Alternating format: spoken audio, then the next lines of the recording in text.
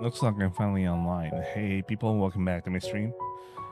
All right, let's get started. So I'll admit something. I kind of had an idea. You know, before this, I wasn't saving anything. I didn't even save. Like every time there was a choice, I just played blind. But then I had this premonition yesterday, and I did choose I did choose an option to keep on running. And so apparently I was heading to Emmy's route. With the way things are going with that choice, I'm kind of forced in. So technically on a blind playthrough I would have gotten Emmy. But I don't want to do Emmy's route yet. Although I know a lot of people tend to get her route as their first route in Katawa Shoujo. But I feel like I don't want to go there right now. I'm going to choose the other option. I don't know how I even remembered that I should save here, but yesterday I just felt it. So this is heading towards Emmy's route. And I will choose a different route. Now, I still kind of want to go do Emmy's route afterwards, after whatever route I end up here. So that's going to be a thing. I mean, the fact remains, it's technically also my first route on the blind playthrough, but I don't feel like going there yet. So we're gonna go back to the choice regarding exercise. So yesterday I went for go for it. You know what? It was a bad idea. We're talking about a guy. Well, we already know what happens. He got close to having a heart attack again, and that wasn't a good idea. The way I interpreted go for it was like, he was starting to slow down, and me deciding to go for it is like to keep pushing forward. But I think that was a mistake. I know, especially because I already know what happens when you pick this option. I mean, there's nothing wrong with picking this choice. There's a reason why a lot of people end up getting this one, and I have an idea that getting Amy's route is much more friendlier to the first-time visual novel player. And I don't know how I didn't think about taking it easy yesterday. It should have been obvious to me. I didn't know why. But I guess it was more like more of a natural reaction sort of thing. Or just plain recklessness. The anxiety of thinking about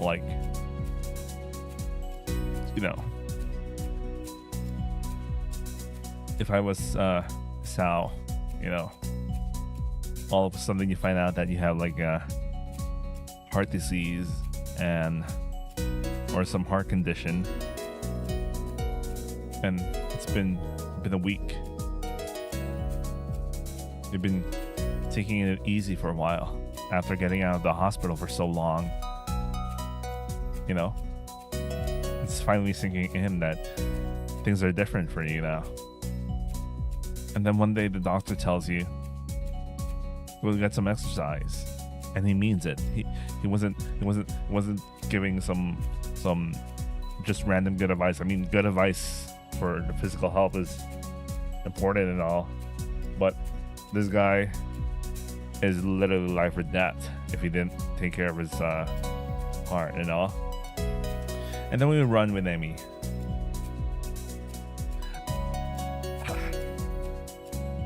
So the natural progression would be I don't know, man. I don't want to keep rationalizing this too much, how I ended up picking this up. But after yesterday's stream, there was that sixth sense moment. I felt like there was something about the choice I took that I feel like I needed to figure out what was going on. Then I stared at a flowchart and realized what was going on. And then at 1 o'clock or around 1:30, I decided to play through a little just to see what would happen. There were no choices left, and I realized I was already boxed in for Emmy's route. So I didn't feel like going for Emmy's route. I was either aiming for Lily or Hanako. But you know, the truth of the matter is, technically my first route is Emmy's, but you know, it's something I'll get back to after whatever route I end up in the when I take it easy. All right, enough of that rationalization. Let's get to it. We'll come back to this for sure. So this, will I be able to do more? Oh, it's because of this question, man.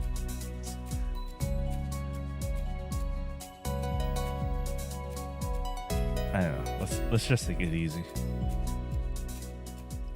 I let Amy go with her own pace, and she doesn't show mercy, only half a lap ahead of me in an instant. I don't blame her. I mean, it's not as if I'm really putting up any sort of real fight out here, is it? Give me a sec. I need to fix something.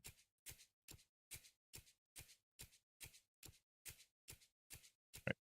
I don't know if that did anything, but I'll try to watch the playthrough. Anyway, instead, I'm just running at a steady pace, which is what I should be doing, right? I don't know. I really got caught by the language for some reason.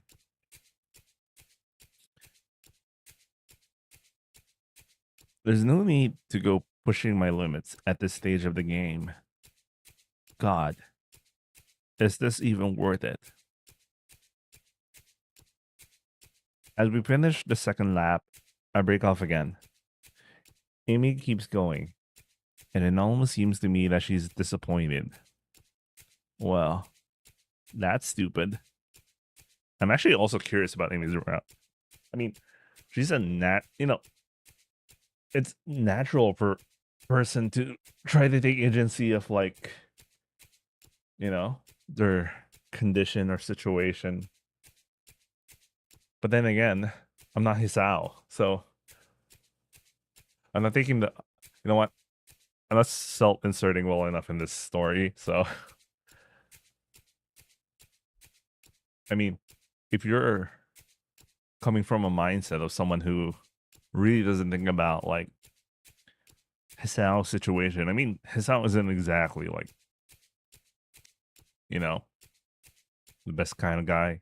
He has his own character. He doesn't always have, like, his best, he comes up with the best solution, best ideas, best, he's just some guy, and you have this ability to decide things for him when certain moments in life kind of caught him in a bind.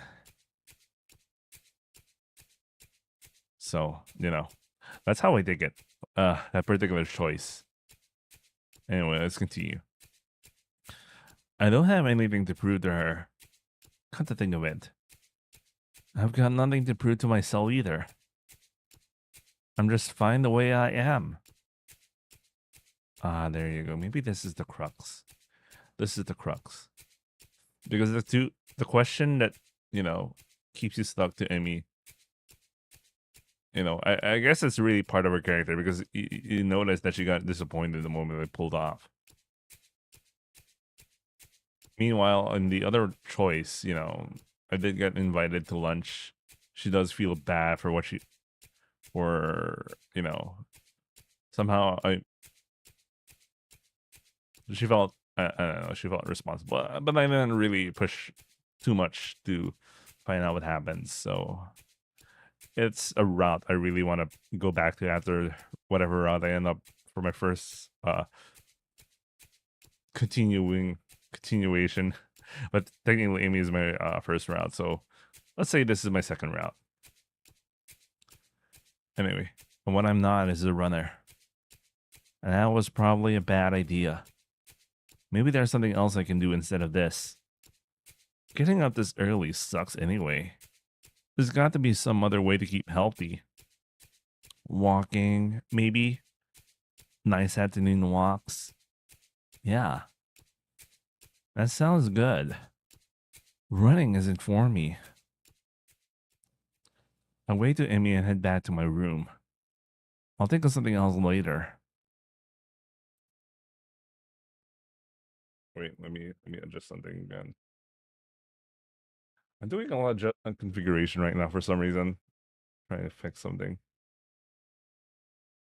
Not that I could actually change it right now for some reason. I don't know why. Well, whatever. Let's just continue then. Back in my room, the first thing I see is a familiar row of medication bottles lined up on top of my dresser, and it makes me depressed as usual. It's annoying. I thought I was okay. I thought I had made my peace with this thing, gotten over it. Well, what I really did, I allow myself to forget that I have a problem. There you go. This happened to me too. Being here really reminds me of the reality, and trying to fight against it just hurts.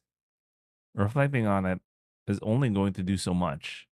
I've done this before, for months. It seems like it's time to get over it. If I allow myself to forget that my life is definitely not going to be as long as those of others, I won't get anywhere. Wait, I read this yesterday, right? My life may be different from others, but it is a life in progress.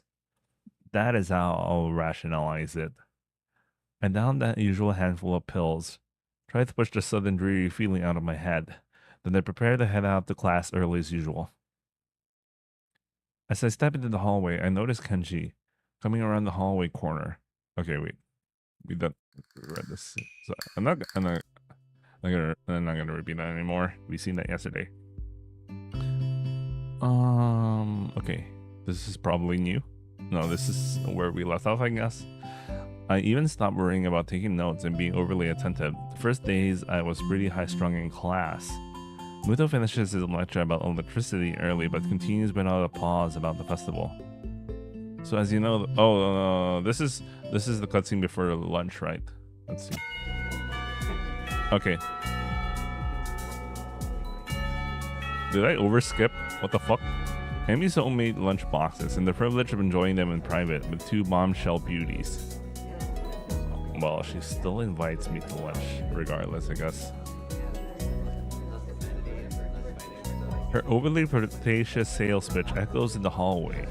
A remarkable feat since it's full of people. Do I still get to have lunch with them? Amy strikes a very confident looking pose as though as an attempt to one-up her own ridiculousness, puffing her very modest chest and making a V for victory sign with her hand. Sounds delicious. To what do I owe this honor of being invited? You stood there looking really lost and sad, so I thought you could use some company. This is probably the most depressing reason imaginable. So what about it? You're probably really lonely. I would eat at that awful cafeteria food all alone otherwise. Okay, so it seems I would probably still continue to have lunch with them.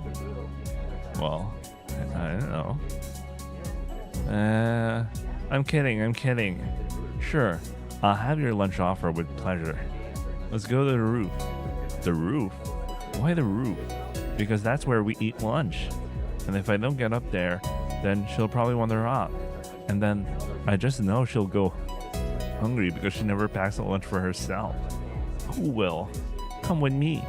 Without answering my question or waiting for a response, she grabs me with the arm and drags me through the hallways.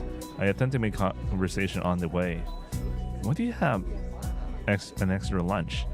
Emmy smiles guiltily. Actually, it's yesterday's lunch. I slipped in a run at lunch and forgot to eat it. Huh. Oh, is that why she has... Oh, that explains why she has 3 lunches. It's interesting. Oh, I think we still had we still eat lunch with Amy and Rin. Alright, we couldn't skip this because we did this yesterday.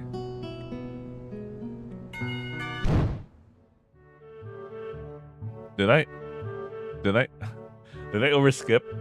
Can I skip properly? I overskip, I think. It's probably fine. As I drop the books I borrowed into the return slots in the counter, Yuko suddenly pops up from behind it, quite startled from the bang they make as they hit the trolley next to her. Sorry, Yuko. Didn't mean to startle you. No, that's fine. It happens a lot. I'm used to it by now. Can I help you? Wait.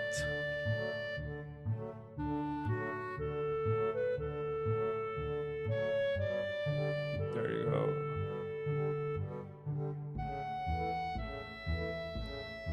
It's okay. I think I know where everything is. Thanks anyway. I suppose I'll grab another book or two while I'm here. There's not much else to do, and after reading so much during my stay in the hospital, it's become a hard habit to break. I wander down to the fiction section towards the back of the library, scanning the bookshelves for anything that catches my eye. As I do, I'll look over to the counter where Hanako had been last time I was here, not really expecting anything to come out of it. What the hell's reading? Oh, she's here. Surprisingly, though, she's there, absorbed completely in a fairly thick book. I decide against intruding on her like last time and get back to finding reading material. After an discernible amount of time spent perusing the aisles, I finally decide on a couple of books to get and slide them off the shelf. With a minimum of fuzz, I quickly walk over to the counter and check out my books and pop them into my bag as I walk out. By the time I leave the main building, sunset isn't too far away. A small trickle of students remain, but the majority have left, presumably to their homes and dorms. I guess I need to buy some supplies. I can't live with cafeteria food and eat out for my entire stay here. As I leave for the gate, I make a few loud stretches to try and stave off the tiredness that's accumulated over the week. Oh, this is you. This one's you. After passing through and rounding the corner, though, I see a solitary figure walking down the hill toward the small town below. The color of her hair and tapping of her cane are unmistakable. I quickly walk up to her, which seems to catch her attention without a word needing to be said. Hi, Lily. She takes a moment to place the voice, slightly adjusting her head to face a bit towards the source of my voice as she does. Hisao? Yep, that's me. She seems to have a good memory for voices. The fact that she actually remembered is a pleasant surprise. Good evening. What brings you here? Once again, she gives a small, polite bow.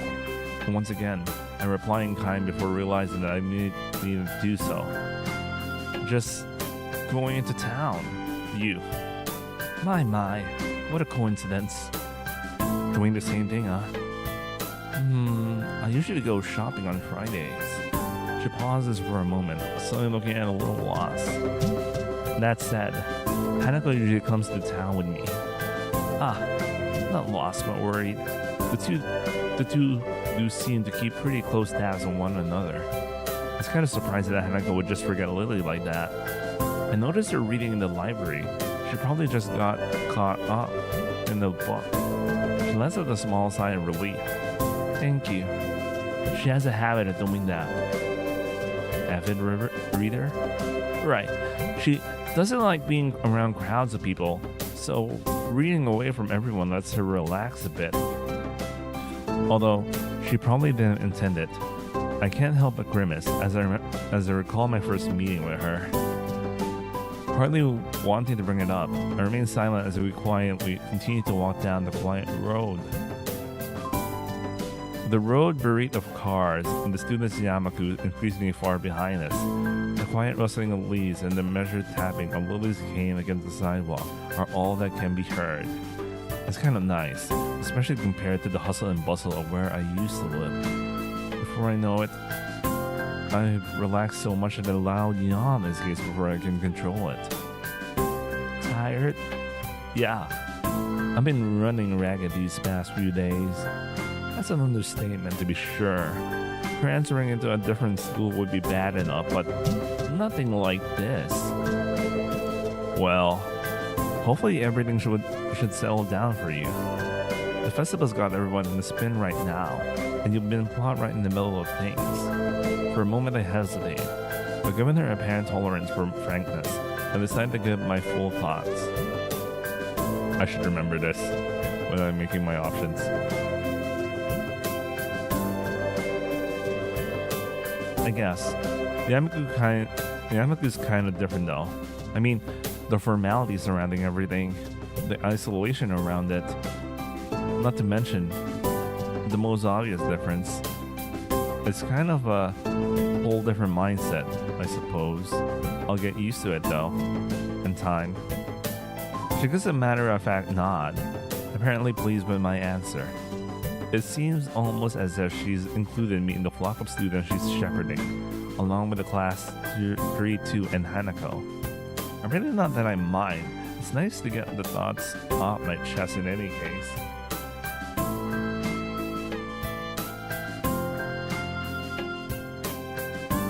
Looking on the bright side, one could see it as a chance for a new beginning. You should cherish the ability to make new friends. That's optimistic.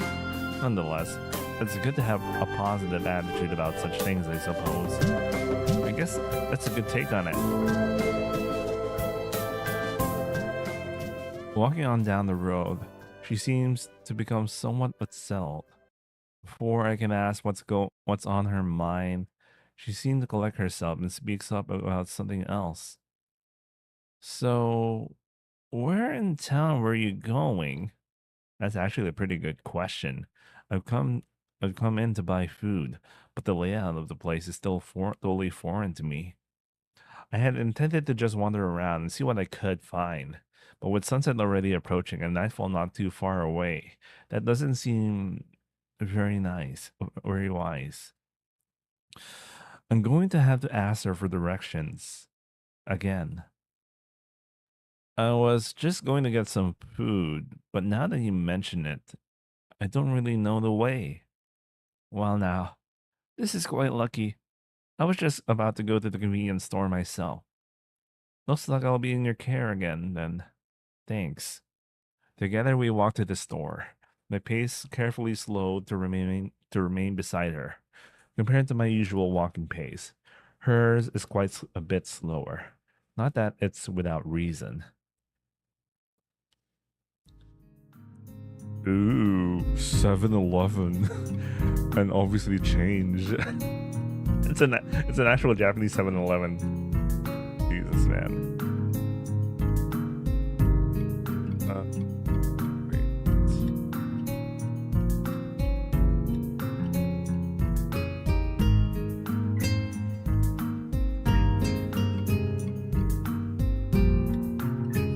I'm gonna test something out.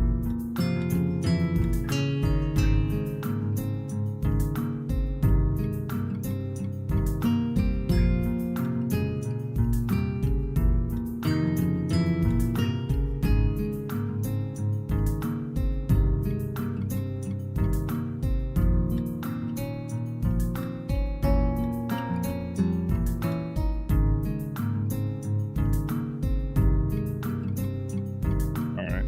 Okay.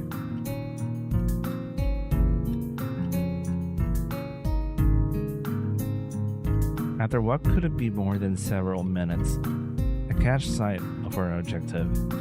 This town really is pretty small. Without further ado, we make our way inside with a greeting from the counter. Mind if I tag along with you? Usually Hanako would help me, but seeing as she's not here, it takes a moment before I realize what she means. Considering she shouldn't be able to read any of the labels, shopping without any help would be a big pain for her. That said, I can't shake the feeling that she had this idea since I said I was coming here. Sure, it'll be my pleasure.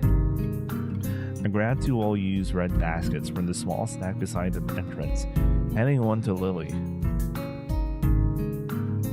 She lays it on the ground, putting her school bag in, retracting her cane, and sliding it through the basket's handle before picking it back up in her right hand. Wait, if she doesn't use her cane, before I can complete the thought, she comes beside me and pinches the cuff of a uniform in her slender fingers. Wait, give me a second again.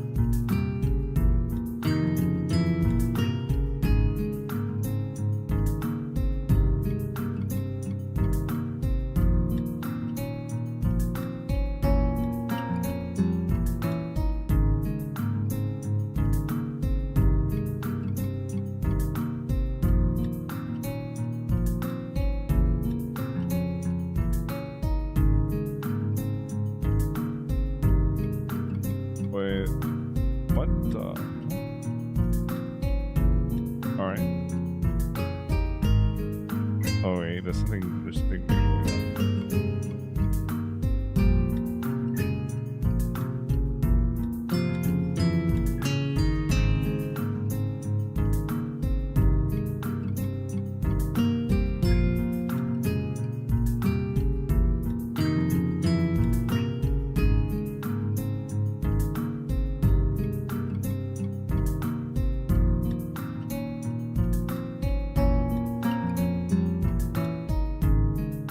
Oh, I see. I see what's going on. That's why I'm all confused.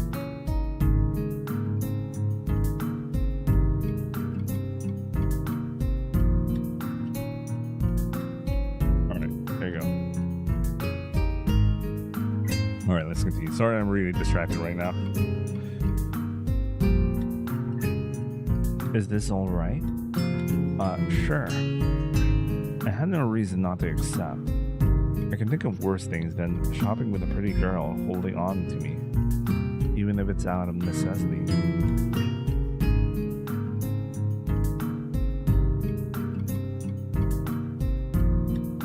We navigate our way through the store, with not one of the occasional passing customers seeming to bat an eyelid. Considering how close Yamaku is, I guess seeing students from there must be entirely normal for local residents. As we reach each aisle, I quickly check with Lily and find out what she needs. I grab it along with what I'm looking for and put out items into their respective baskets. I guess this is the same routine she and Hanako follow every Friday. Right, all that's left is the bread, and that should be my shopping done. Do you need anything else, Lily? No, this should be everything. Off we go then. With a quick side trip to the bakery section, we make our ways to the registers. The line, thankfully, is almost non-existent. It's not long before we both pay for our food and are out of the door. As Lily retrieves her cane and extends it to full length, I waste a minute looking upwards at the night sky while holding both our bags. For a moment, I tried to make clouds with my breath, but the summer heat doesn't seem to cooperate. Yeah, it's summer. Oh yeah, I didn't know it was summer, but because when he said he was trying to make clouds with his breath, and then it means that place is really cold. But you know, I don't know.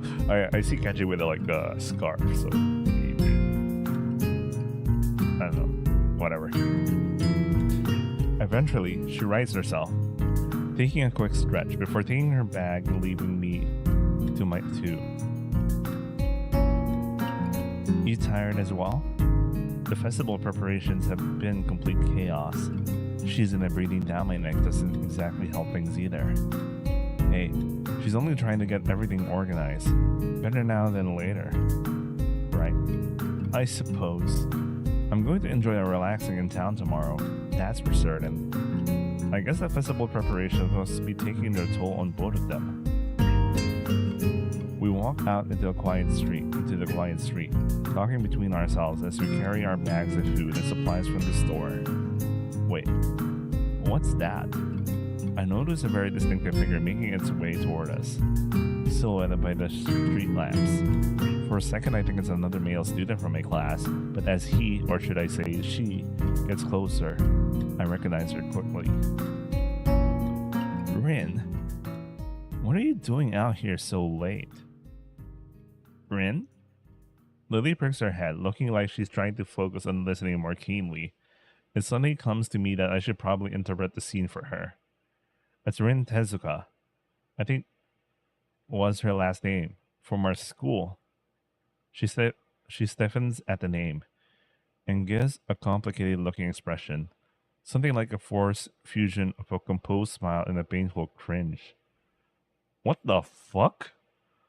What the hell? What the hell is their relationship? What the hell? How did they get what?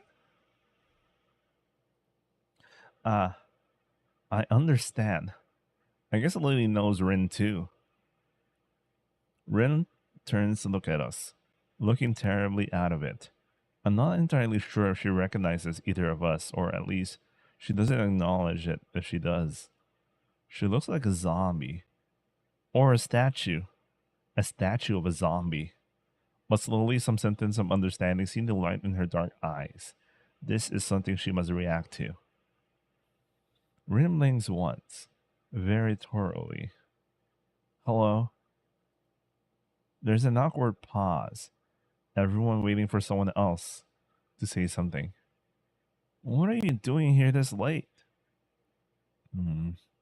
I was wondering about that myself too, just now. Some people asked that just before. I assumed they were wondering the same. I didn't know.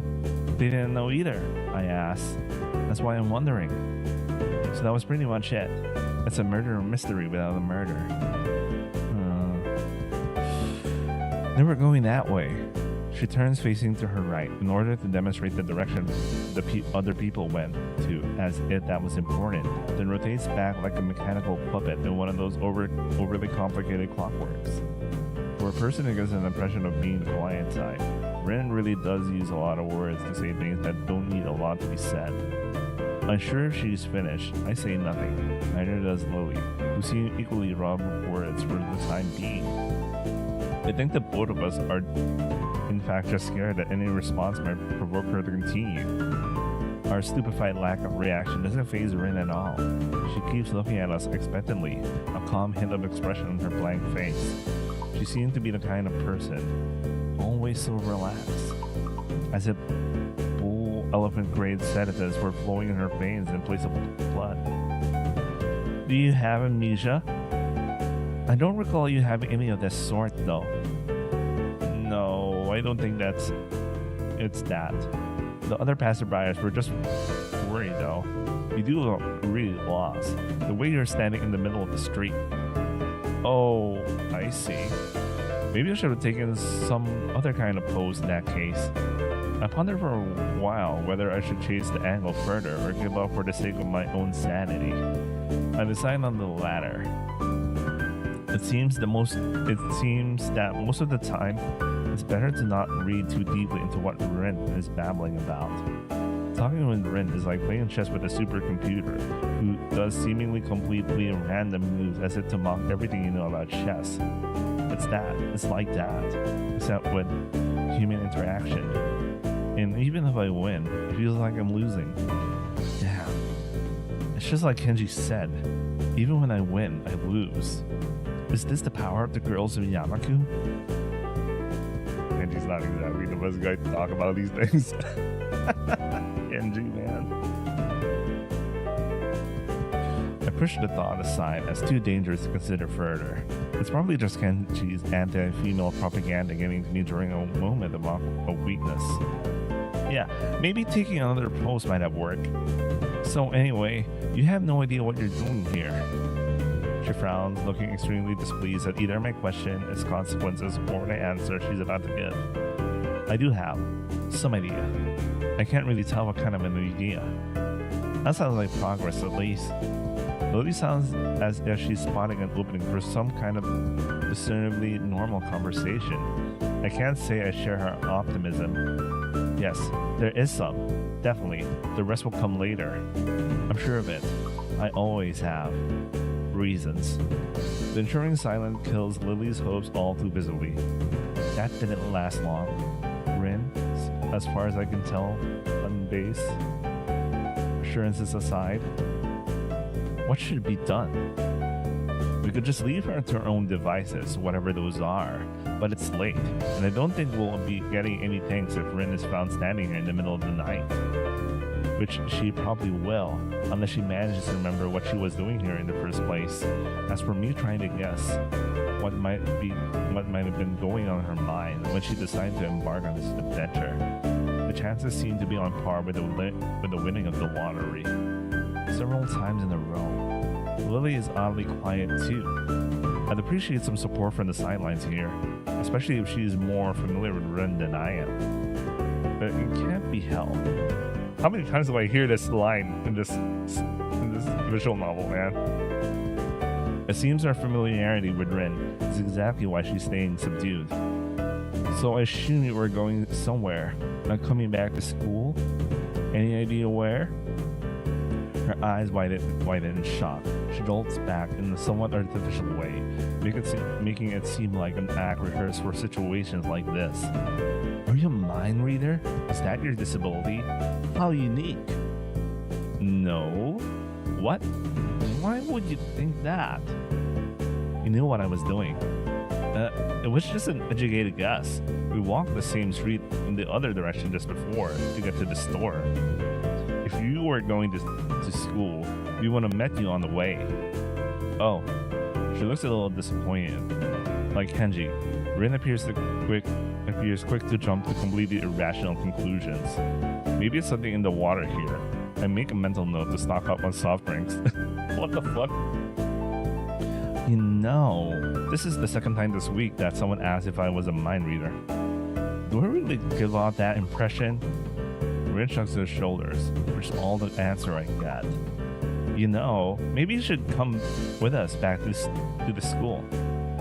Lily interjects, just as I am about to further debunk my alleged mind-reading capabilities. She sounds rather concerned, the paper-thin smile on her face badly disguising that fact. Maybe she came to the same conclusion as I did.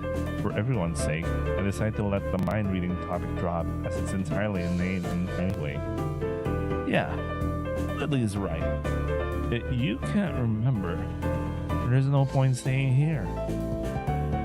Rin considers this rather simple deduction for a moment, then nods. Okay. We start toward the school again, having wasted way more time than necessary with this episode. Rin walks along the edge of the sidewalk in her arithmetic way, looking like a mix of sleepwalker and a rope dancer, while Lily keeps on one hand on my shoulder, tapping at the ground with her cane. Tap, step, step, tap. Okay, that's a lot. Apart from that, and a few fragmented beginnings of conversation, it's quiet. A quiet quite apart from the relaxing one into town at that. So, how's the mural going? We are going to get bad luck. Never talk about works in progress. I'm sure it'll be wonderful. Bad luck. Tap, step, tap, step. She doesn't care to talk about it. Lily's politeness feels out of place for the first time. The hill Yamaku's rests on top is surprisingly steep going uphill. We slow the pace, but I still feel my pulse rising and breathing getting heavier. Almost there. I can see the gains already. More than that, though, I notice that Lily's hand slightly tightens on my shoulder, interpreting as a gesture that she wants to ask something. I speak up. Anything wrong, Lily? I resist the urge to say, aside from our traveling companion, but only just. For a moment she seems to debate whether she should even bring it up, but goes for it anyway. Is everything alright? Alright. How do you mean? The fact I can't interpret her incredibly vague question puts her off for a second. It's just... You seem unusually tired, I guess. Now that she brings it up, I notice that my breathing is strangely heavy. The uphill walk has really done the job on me. Well, I have a check mark because I did some checking yesterday. I don't want to do this. This is the Kenji option, that's for sure. Okay, because I checked the flowchart. I only checked the flowchart until Act 1. I didn't bother checking it afterwards, okay? I already know this is my option.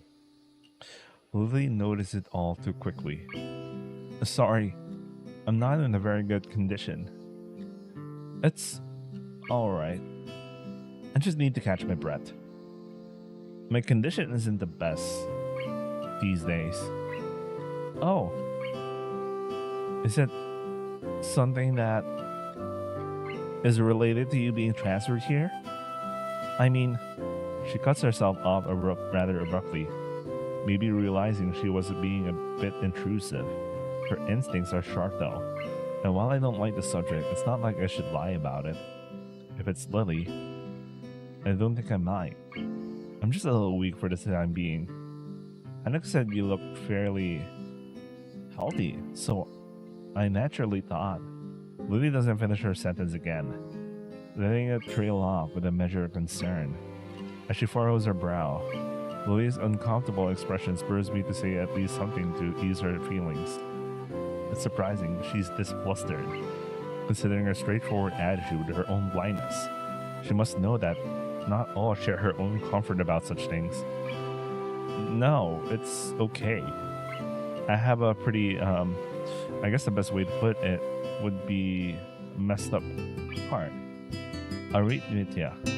I actually don't know how to pronounce that. I should really listen to something that someone actually pronouncing that, because I really actually don't know how to pronounce that word. I had a bad heart attack a while ago because of it, and spent most of the spring in the hospital. Ended up in Yamaku on doctor's orders. She silently nods in her head in acknowledgement. My answer, though, only seems to make Lily furrow her brow even further. She doesn't seem to quite know how to react, given we don't really know each other that well. I can't really fault her for it, given I have the exact same reaction. To my surprise, in a moment's time, her face shows that she comes to a sort of realization. Wait, so the time when Emmy and you collided in the hallway? I grimace slightly. Her ability to connect the dots quite so fast is unexpected. I like that. I like that from Lily. She's actually thinking about those things. She's capable of thinking about those things. I really like her. Yeah. I guess I'm a textbook example of why those rules about running in the corridors exist. That was a lot more dry than I intended. Lily visibly shies away from continuing the topic. While I do want to assuage her concern, I really don't want to dwell on this either. Don't worry about it. I try to offer an assuring smile, but then I realize the futility. Without knowing this, Lily smiles at me reassuring, but doesn't say anything further. Rin was surprisingly quiet the entire time. Arriving at the dorms, Rin stops in front of her mural as if lightning struck her. She had been so quiet for almost all of the walk back that I had all but forgotten she was here. It's Friday, isn't it? Yes, Friday the 8th of June.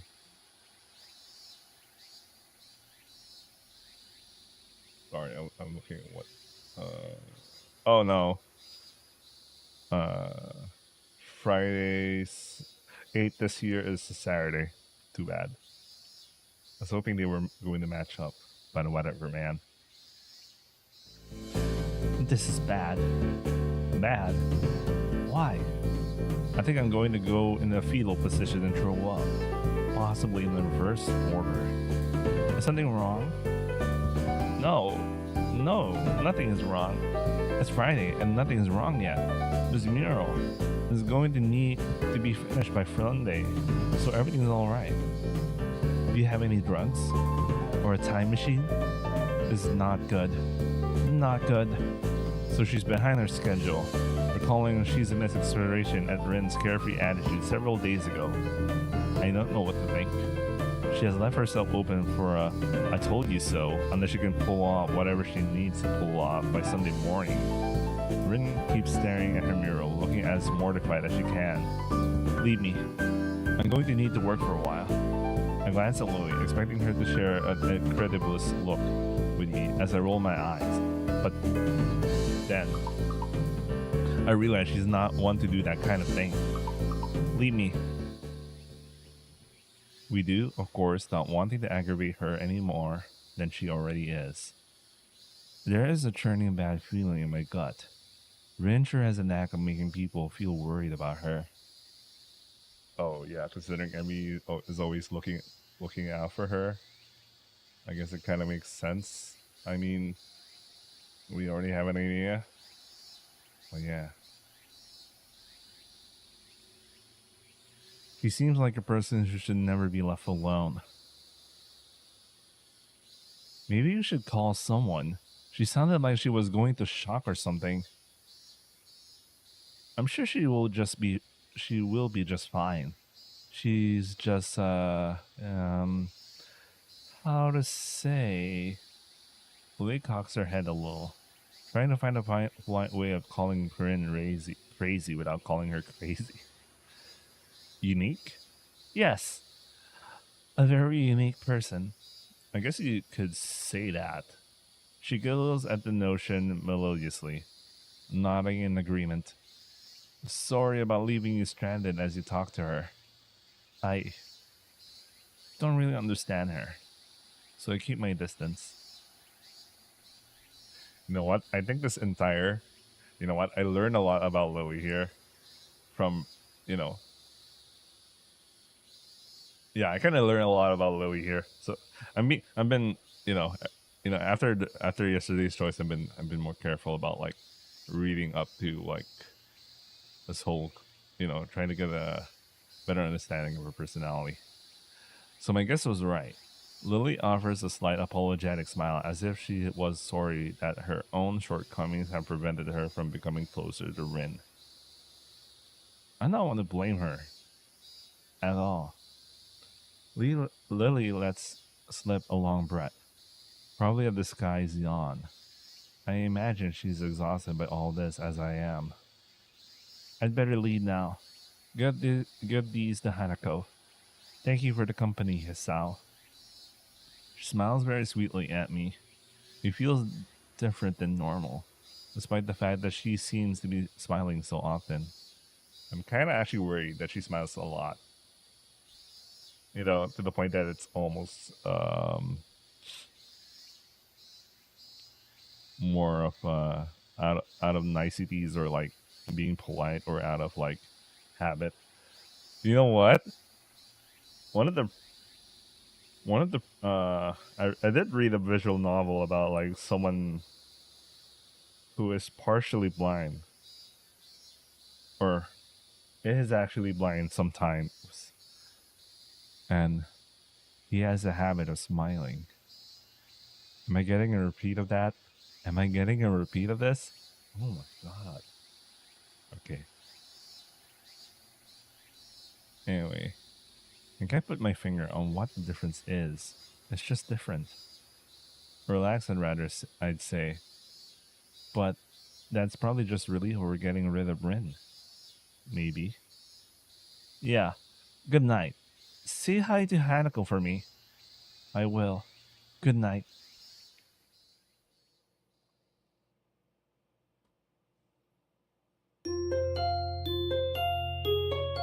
Yeah, I think she's. I really have to be careful with this woman. The students roll into class for the Saturday morning session, each and every one of them sporting the tired eyes of people who have worked through the night. With only a day left to prepare, I suppose it's not so surprising. Thankfully, we only had to suffer through classes until lunch break, and then our time is our own. Muto lurches into class in a tired stagger. I suppose students aren't the only people here that enjoy their late Friday nights. Without saying a word, He scrawls some page and question numbers on the board and slurps down at his desk. It's completely atypical behavior for him, but it appears that no one in class is going to call him out of it. Wordlessly, the students shuffle their textbooks into position and get to work. Not wanting to break the trend, I do the same. Fatigue has made the class antisocial. Not a peep is heard among the ruffling papers. That can partly be attributed to the two empty seats beside me. For some reason, Misha and Shizune aren't present, probably doing council work for the festival. It's very quiet without Misha present. I wonder if she was born as rowdy as she is, or if she is making up for Shizune's lack of voice. Nakai, can I speak to you for a moment? I'm so engrossed in thinking about Misha that I don't even notice Muto approaching my desk. Sure, what's this about? It's probably better if we speak outside the classroom. Something about this doesn't sound too good, but I stand up and follow him out into the hallway. Muto stands in the hallway, scratching his head as he works out what he is trying to say. Not knowing what's going on, I wait silently. So tell me, how are things? Things? I expected Muto to be a little vague, but this is pushing the limits. You know, things. You had a week to sell in now. So how are things? Um, fine, I guess. I see. And your condition? The pause before condition seemed a little unnecessary. Haven't had any problems so far. Oh, I don't know about that, man. I don't know about that, man. A brief, a brief shimmer of relief passes across Muto's face. Good. That's good. The school nurse was a little concerned that you might have been pushing yourself a bit too hard. He asked to keep an eye on you when he couldn't. That makes sense. I'd ask that you don't blow us off so freely. As much as we try to give you the level of education that you would get at a normal school, you had to realize that you have limits. Our goal is to make sure that you know where those limits are and how to maximize your potential within them. Do you follow me? I guess. I mean, I don't plan on doing anything stupid. Well, that's a start, I guess. So then, on to my next question. How are you finding your studies? I understand you were laid off for a while. We're not too far ahead, are we? I don't really think so. I tried to keep up when I was in the hospital, so it shouldn't have been too hard. Muto taps his chin and raises an eyebrow as he absorbs this information. Is that so? I suppose there are still students out there who realize the importance of learning.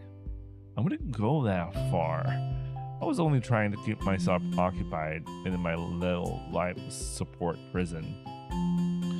Well, yeah, you gotta keep up with these things, right? That's exactly it. One wrong move in this world and you're left behind, right? Right. Wouldn't want that to happen. No, you wouldn't. Every week, there's a new scientific discovery. Most of them mean nothing to the layperson, but any one of them could be the key to the next big thing. I'll keep that in mind. It's obvious that Muto's serious talk is over, and he's gone back to his standard, slightly scattered brain approach to life. I think, in hindsight, that I prefer him this way. He's slightly more predictable in his unpredictability. Well, then, I think that's all I really had to say. Let's get back inside, shall we? My relief at the suggestion is insurmountable. Sure, you're the boss, right? Muto pauses for a moment. I don't think any of my students had ever said that to me before. For an instant, I considered replying to this, but something deep within me tells me to shut my mouth and get back into the classroom. A few of the students jump at the sound of the door, rapidly trying to pretend that they are working on the questions on the board.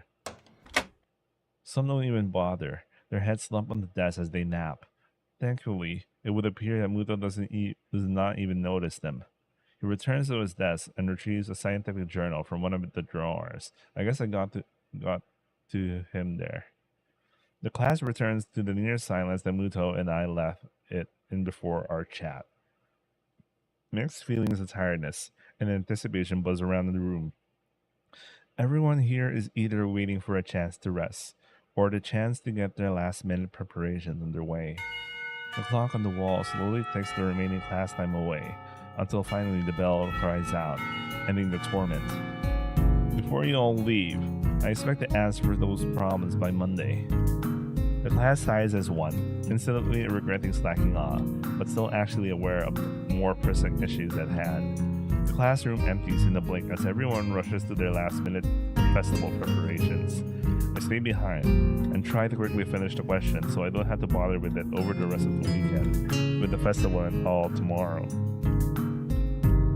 Apart from me, Hanako is only one left, obviously waiting for Lily.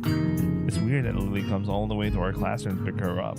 I expect that moving around is at least nominally harder for her than it is for Hanako. But it's none of my business, and I naturally don't ask about it from Hanako. Despite the relative proximity of our seats, neither tries to strike up a conversation about that or anything else either, so an oppressive silence falls upon the classroom. Time passes in silence. It's probably just 15 minutes or so, but it feels longer. I turn pages of my notebook. Hanako turns pages of the novel she's reading. My pencil lead splinters against the paper just when I was about to finish a paragraph. The sound of my irritated sigh and subsequent fumbling around for the sharpener feels like they're breaking the mood of the classroom. Hanako keeps her eyes firmly away from my direction. Before long, Lily's tall figure appears in the doorway. Hanako. Her name is all it takes to make Hanako jump from her desk and run to Lily.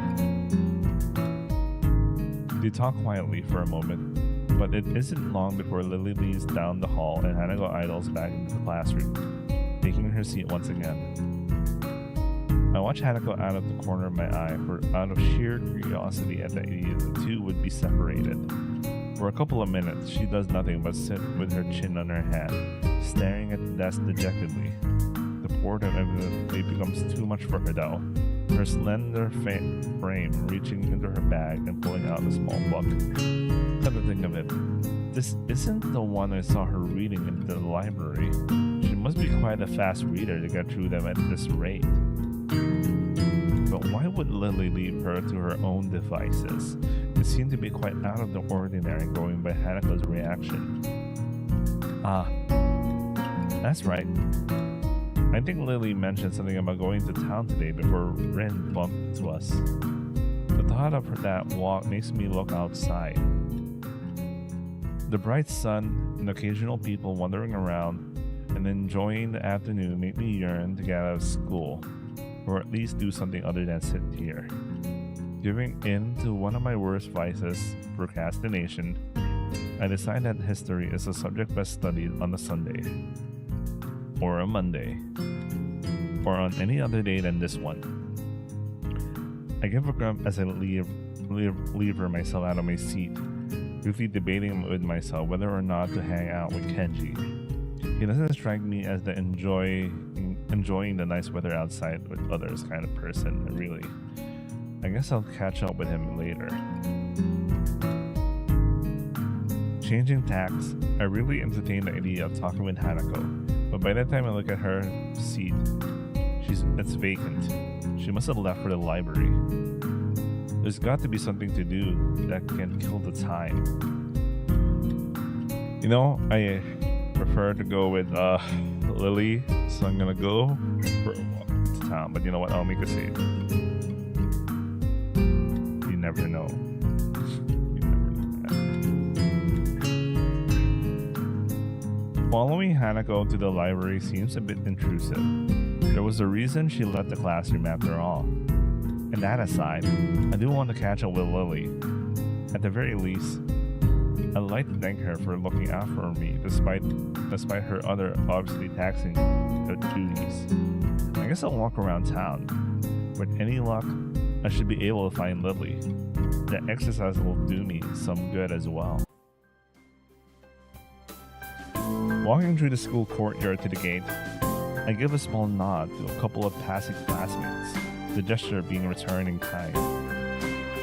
Even from here, the shouts of the sports club's members can be heard. For the sheer volume of the din, the track must be packed right now. I remember what Lily said yesterday about being dropped right in the middle of a busy time for the school.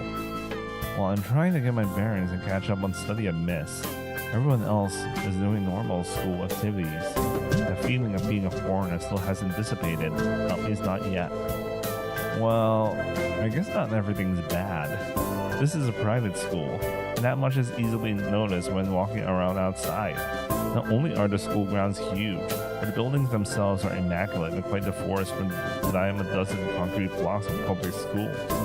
There's also the fact that there is a lot stronger feeling of community here, or at least a friendlier atmosphere. Unlike old school, it was generally accepted that people would keep to their own little clique and be done with it. Eventually, I reached the gate and began to walk down the road and into town. Well, that was fairly productive. Having seen a fair portion of town, even including the houses perched on the hills around the outskirts, I decided to take a walk around the park before heading back. Living in the city all my life, the total lack of smartly dressed businessmen and fashionably dressed girls strikes me as incredibly unusual.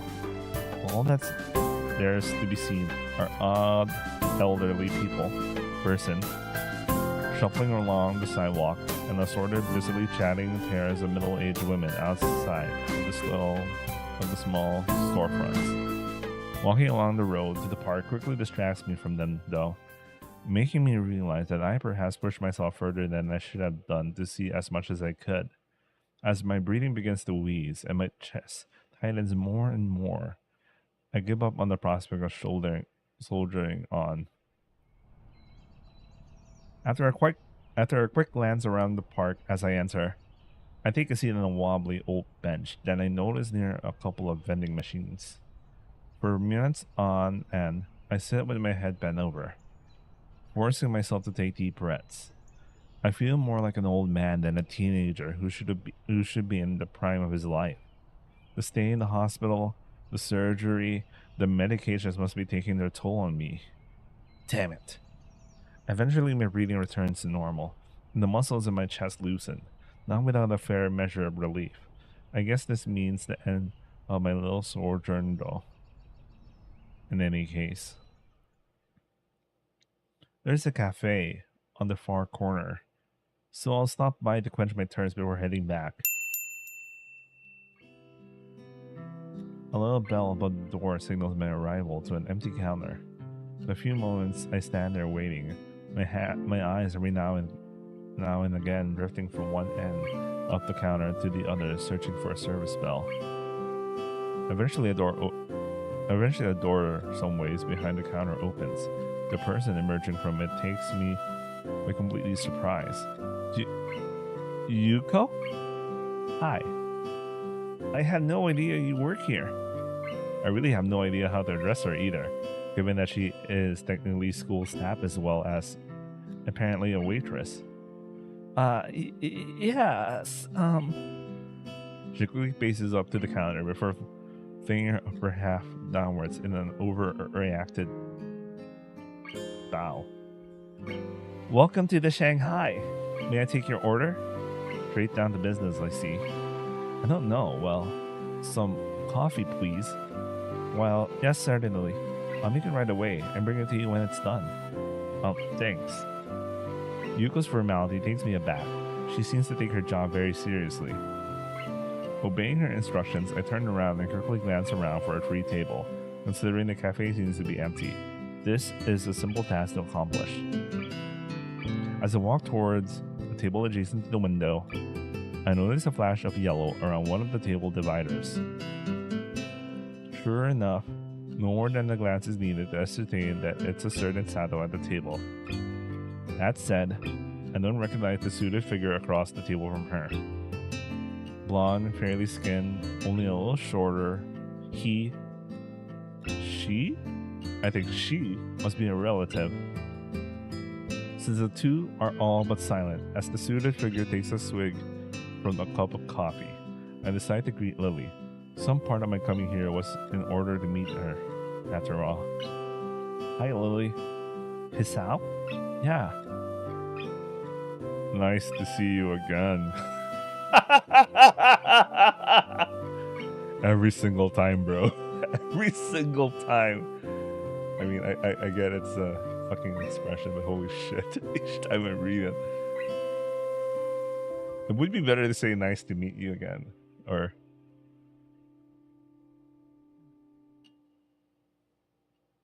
happy to see you again, or some shit. I don't know, man. I don't know. Well, I'm taking the Lily pill, you know? Trying to not actually say this. I don't know, maybe it's a bad idea. The suited girl looks up, noting my uniform with a relaxed smile. Well, know each other? I guess. It's good as an approximation of our relationship as I can think of. Care to take a seat? She says this to the air beside me, but the message is clear enough. I take a seat beside her. I suppose some introductions might be in order. Hisao, this is Akira Sato. My onecha. Onesan. Onesawa, or some shit. My older sister, Akira. This is Hisao Nakai, another Yamaki student. Looks like my guess was correct. The newly introduced Akira gives a nod, which I return. What I don't return, however, is the almost analytical gaze with which she looks me over. As she does so, Yuko walks up to the table and carefully places the coffee on the table before bowing and taking her leave. Gently bringing my hand to the side of the cup, I realize it's already at just the right temperature to drink. After taking a sip, the flavor turns out to be just as good as the temperature. Yuko seems a lot better at this than being a librarian. I take a good, long drink before relaxing into the seat. It takes mere seconds for Akira's examination to come to an end. Apparently becoming quickly bored with the activity, she turns to her sister. So, how's school recently? It seems Akira is entirely unconcerned with someone she doesn't know at all, listening to everything they say. Not that I mind. Leaving them to their chatting, I sit back and continue drinking the pleasantly aromatic coffee. Sounds like it's pretty busy for you then. At least I'm not cooking your meals after school anymore. As they talk, I slowly realize that I'm entirely unable to gauge Lily's emotions through her eyes, as I would for any other person. It becomes slightly unsettling as I subconsciously focus on that fact. Whoa, so cold. Weren't you just cooking for yourself anyway? I only ever got leftovers. That's not the point. Are you managing to feed yourself at least? I can cook without blowing myself, you know. Mostly. That's... It's fine. I needed to learn sometime anyway. Lily? Everyone present is momentarily distracted by Yuko, who places a cup of tea on the table for Lily. Taking the moment to glance at her watch, Akira levers herself off her seat and gives me a quick nod. Well, I better be off then. It was nice talking to you, Lily. Akira, do you have to... Lily looks genuinely mournful at her sister suddenly leaving. It does seem she might have the wrong idea. Sorry, I need to get back to work. They'll be on my neck again if I don't make it back quickly. So informal, Akira's trim and tidy appearance would give anyone the wrong impression of her. Bye, Akira. Come on, don't look so down. I'll be around again soon. See yas.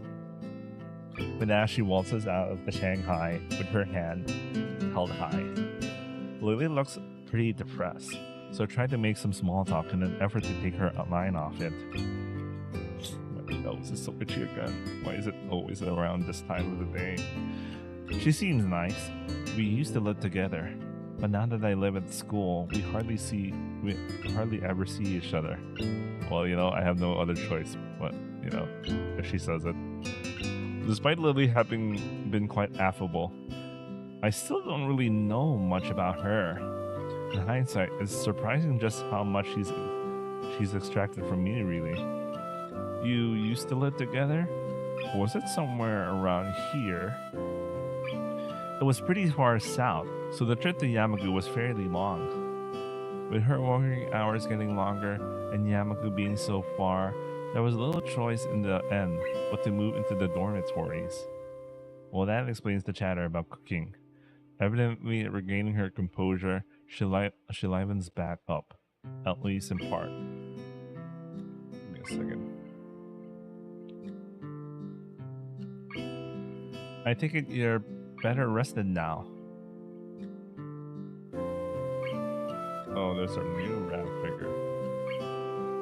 Anyway, sorry?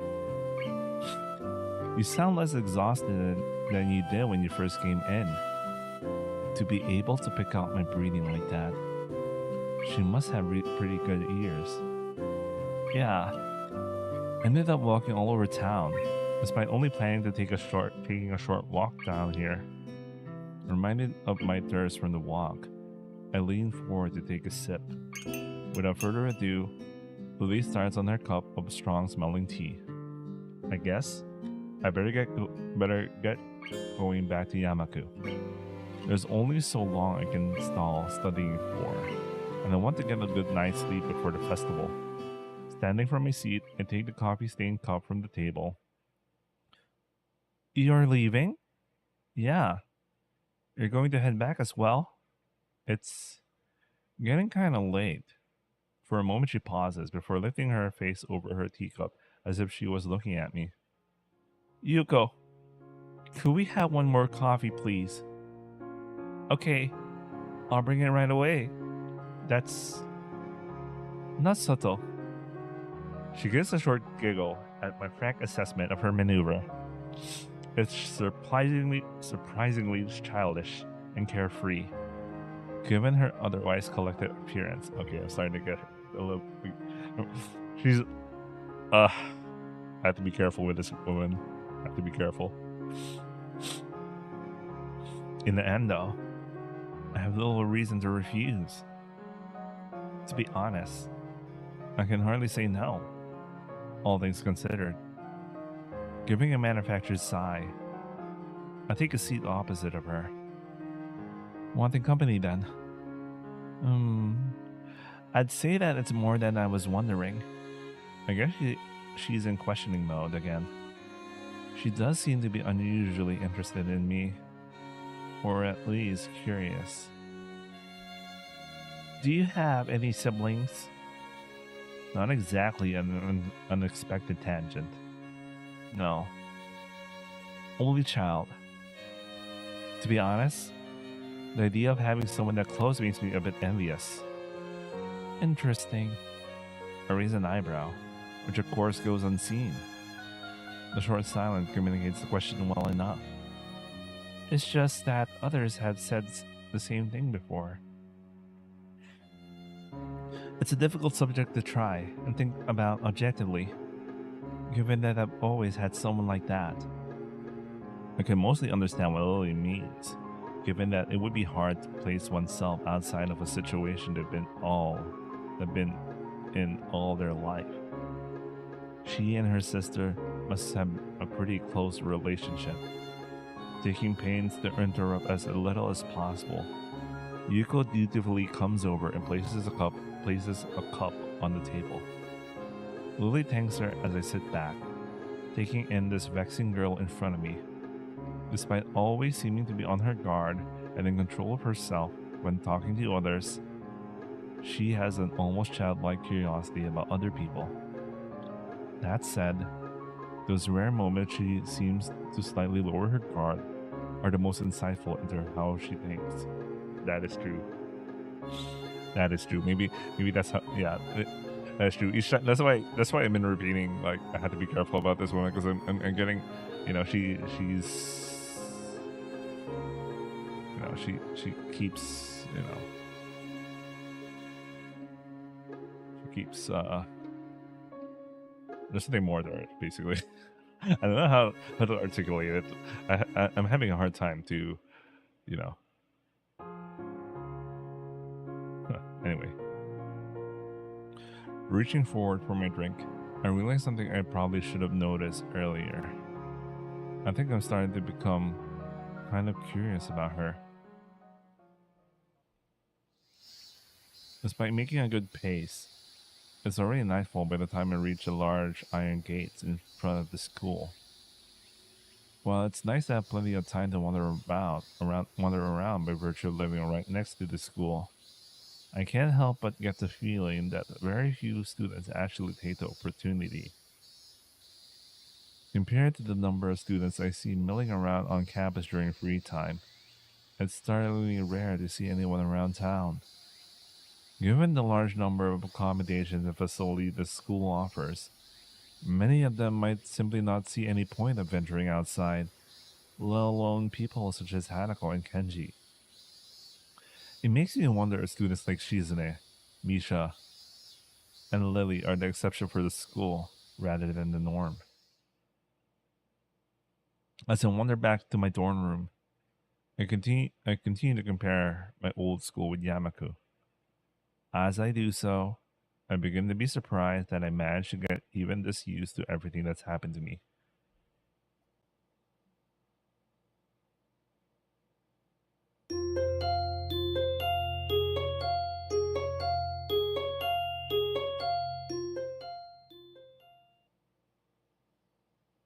Oh, it's Sunday. The next day, I wake up feeling a little lightheaded. It's almost noon already. Sleeping late is fine, since it's a Sunday, and there are no classes. Not just a Sunday, though, but the festival as well. From my window, I can already see some people at the soba booth slinging noodles onto plates for people with a craving for low-quality food. I throw back a handful of my morning meds and ponder how to spend the day. There will be a few exams in the coming week, but I don't consider those as ominous as others, so I'm not as worried about them as I probably should be.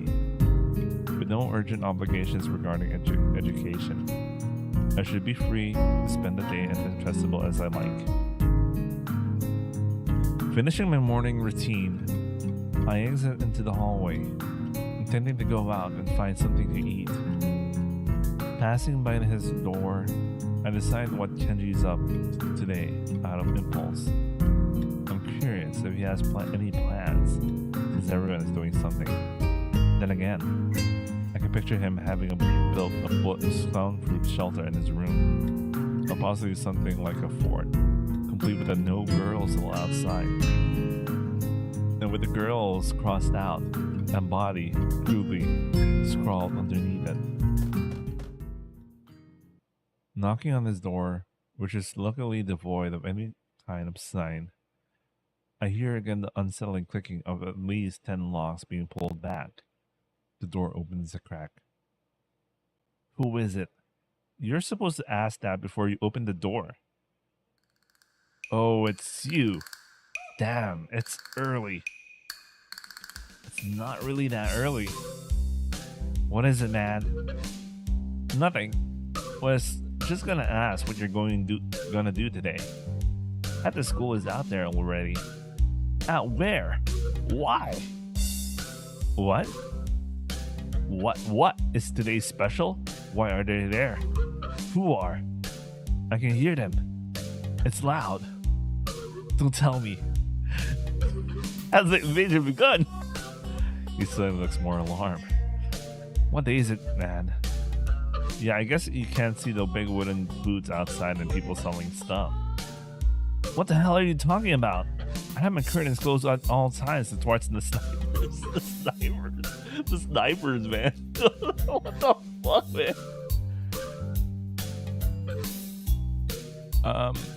It's the festival.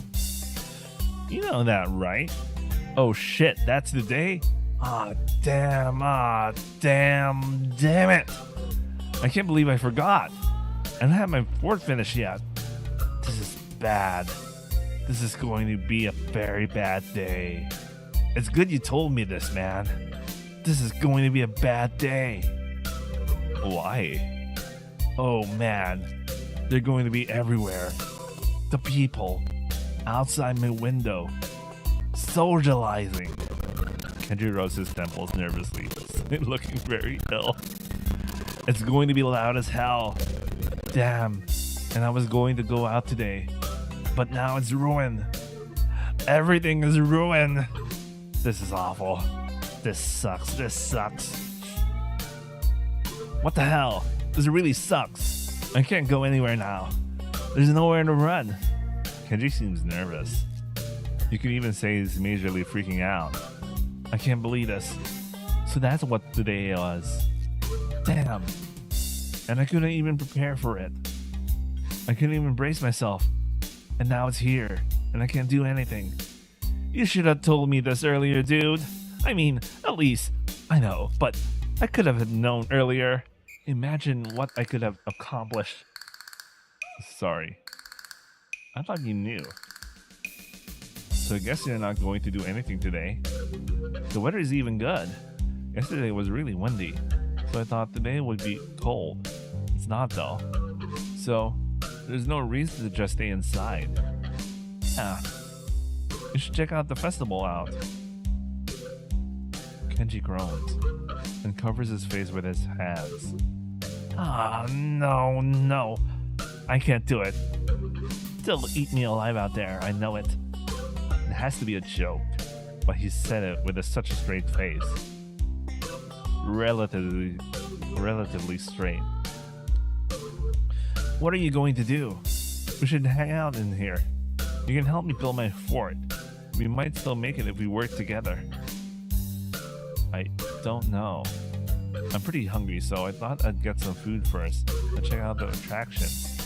Your class project seemed pretty cool, and I gave a hand with it, so I want to see at least that one and chat with Lily, I guess. Speaking of that, would you have an obligation for the project? Are you out of your mind? That blind broad is up to no good.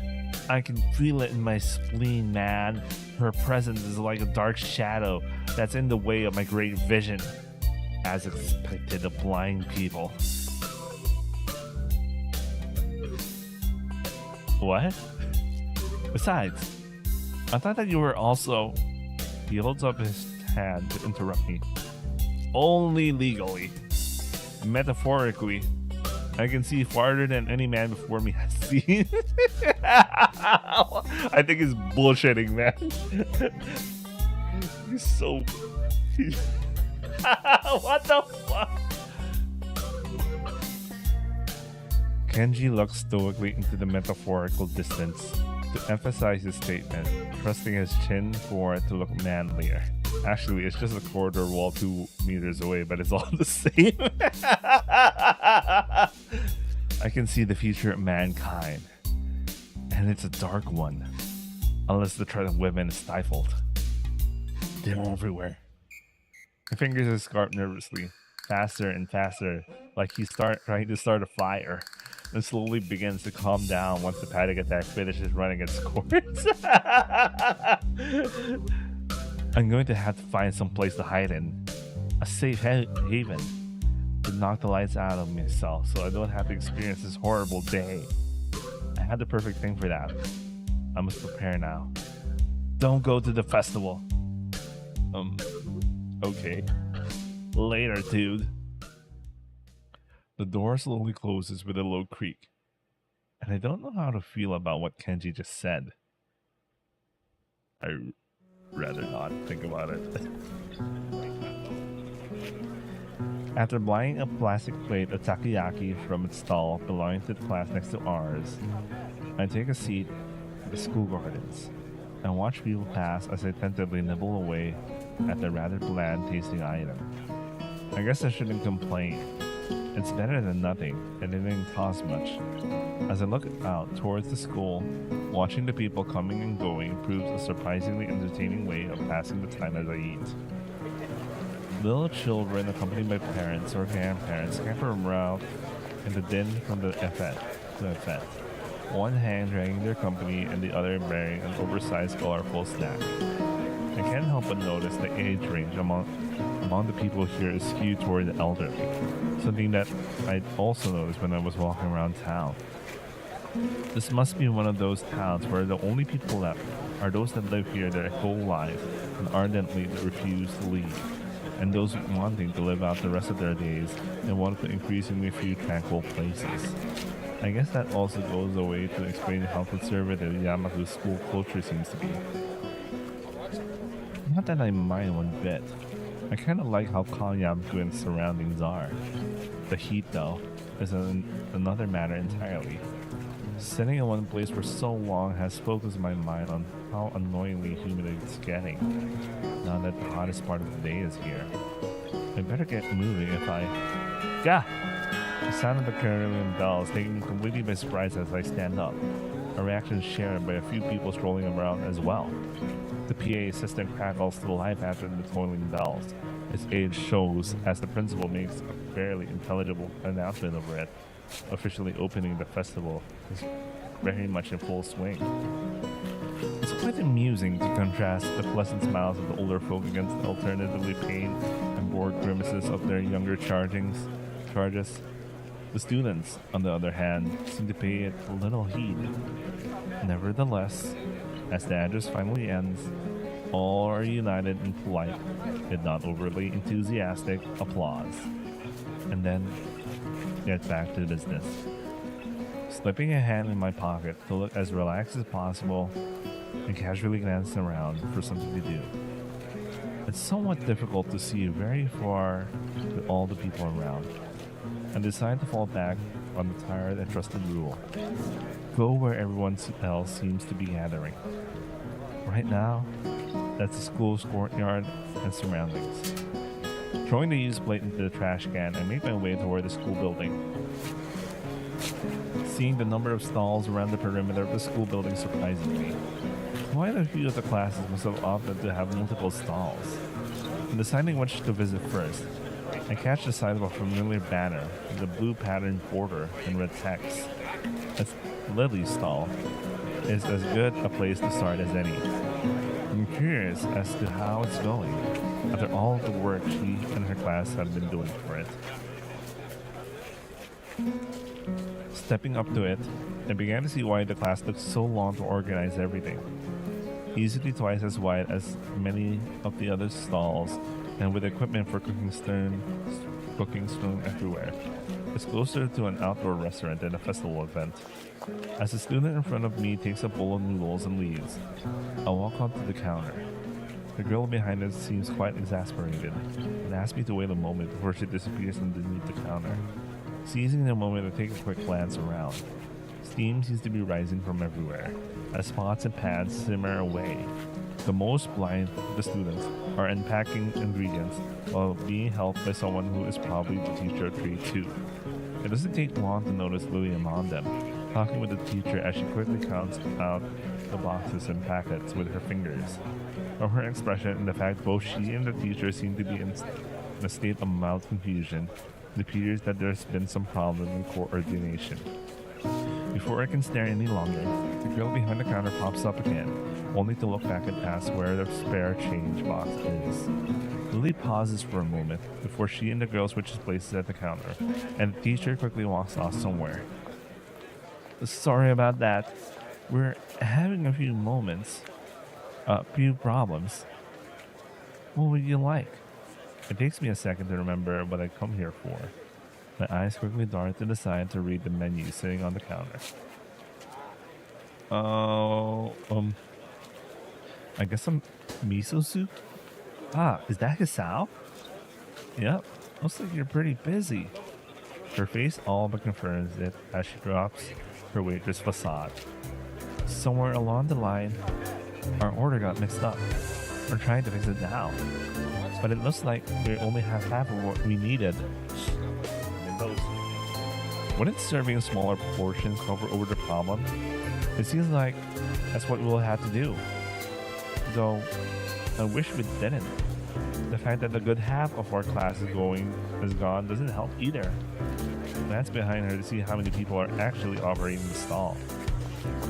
It couldn't be over that loudly.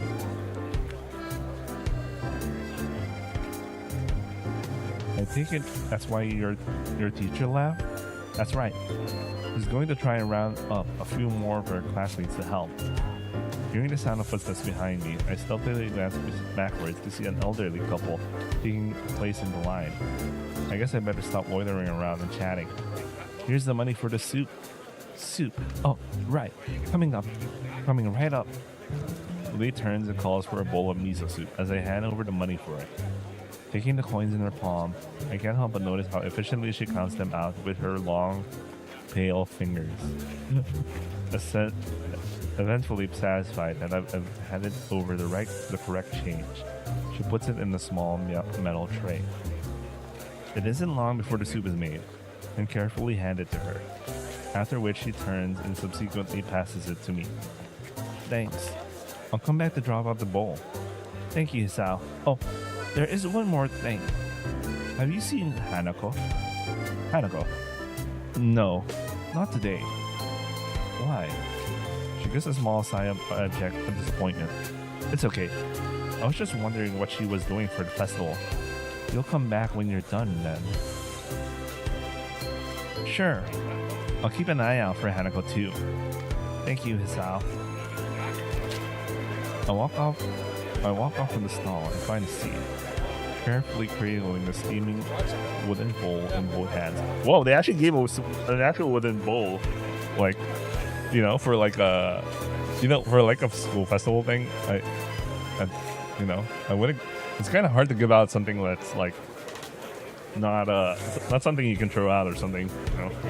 I mean, you can throw a wooden bowl, but I don't think a wooden bowl in this case is like something you can take with you, and it's too expensive maybe. Anyway, compared to the dumplings from before, this is quite nice.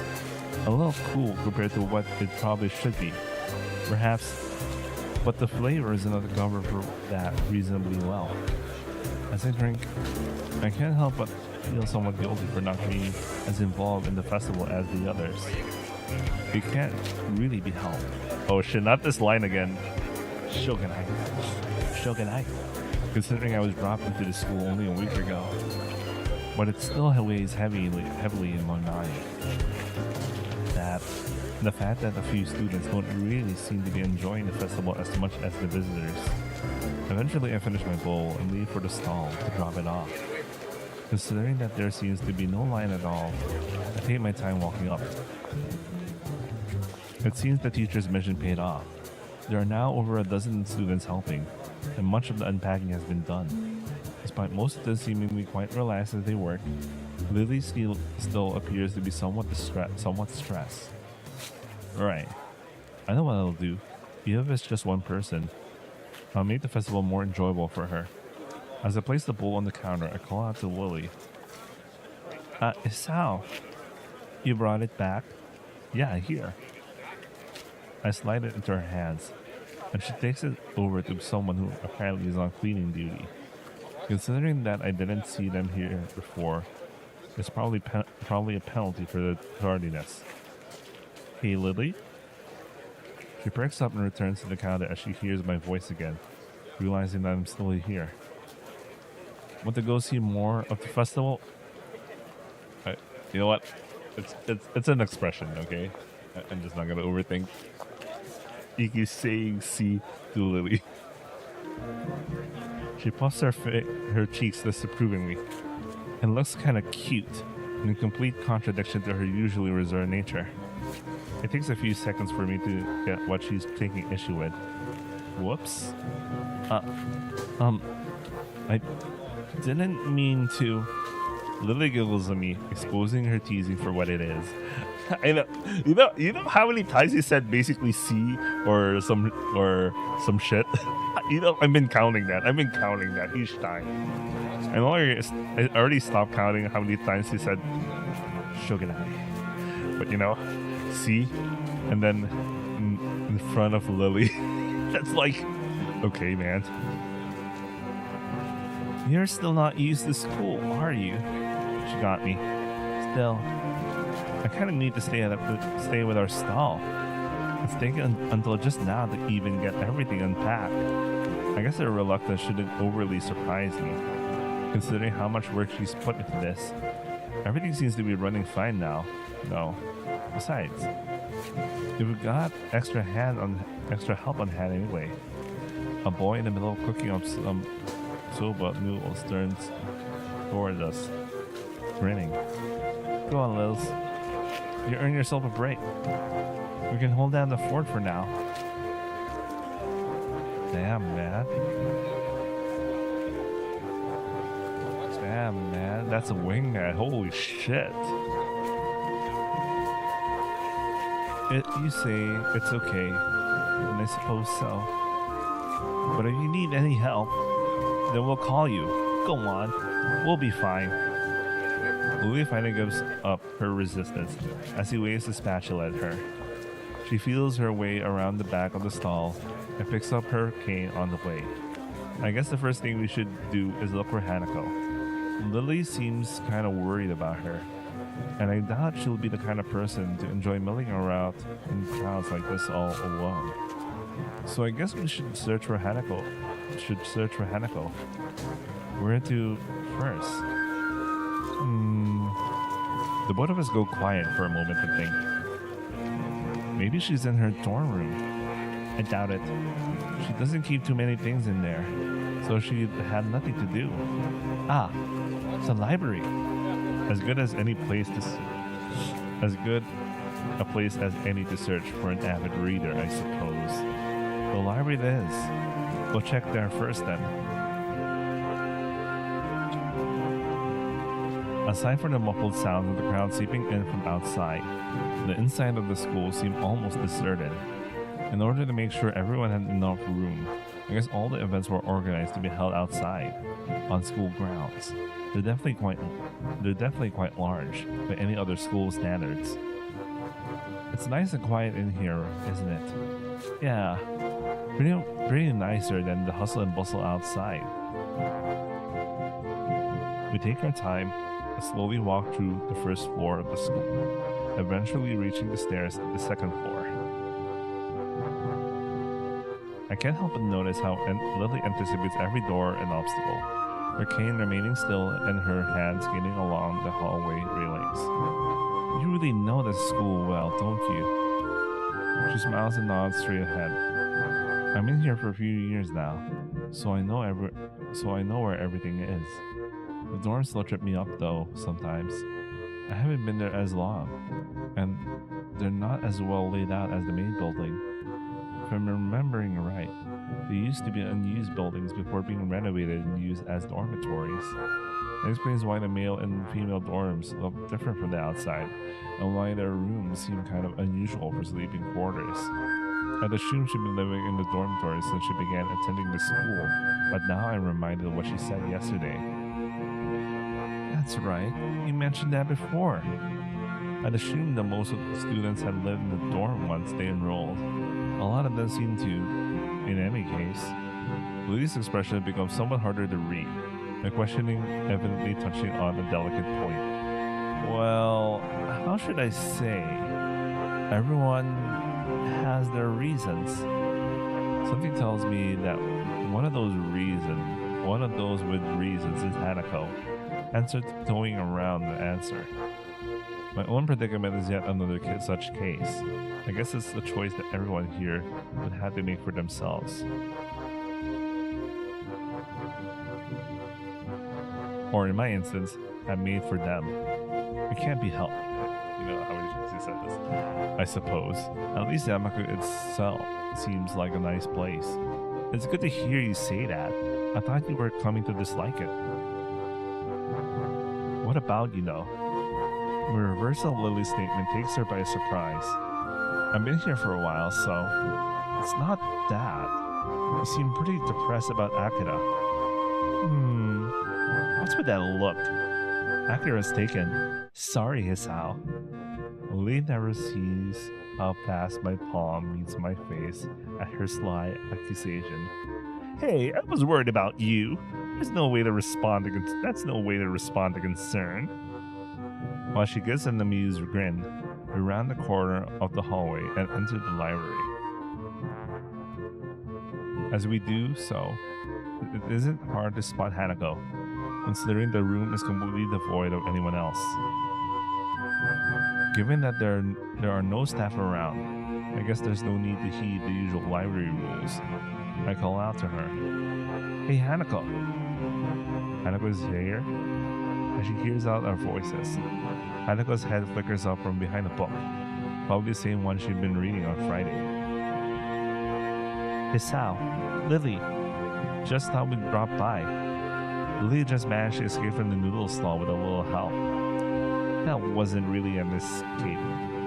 Hanako gives a small giggle, greatly surprising both of us.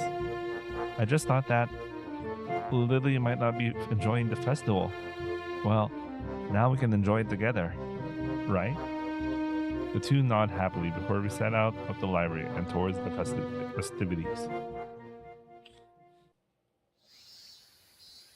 Oh, they hid. You can tell this is Sapporo. Holy shit. This might be some random ass like stalls in some parking lot. You can see the cars behind, right? So you can tell the guy who was taking photos of parts of Japan was just like, you know, randomly taking photos.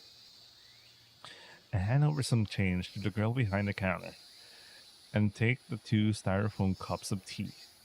I try to accentuate my bow a bit to cover for the fact that she's quite obviously deaf. Come to think of it, I probably should have asked for help instead of leaving those 2 in the gardens while I brought drinks.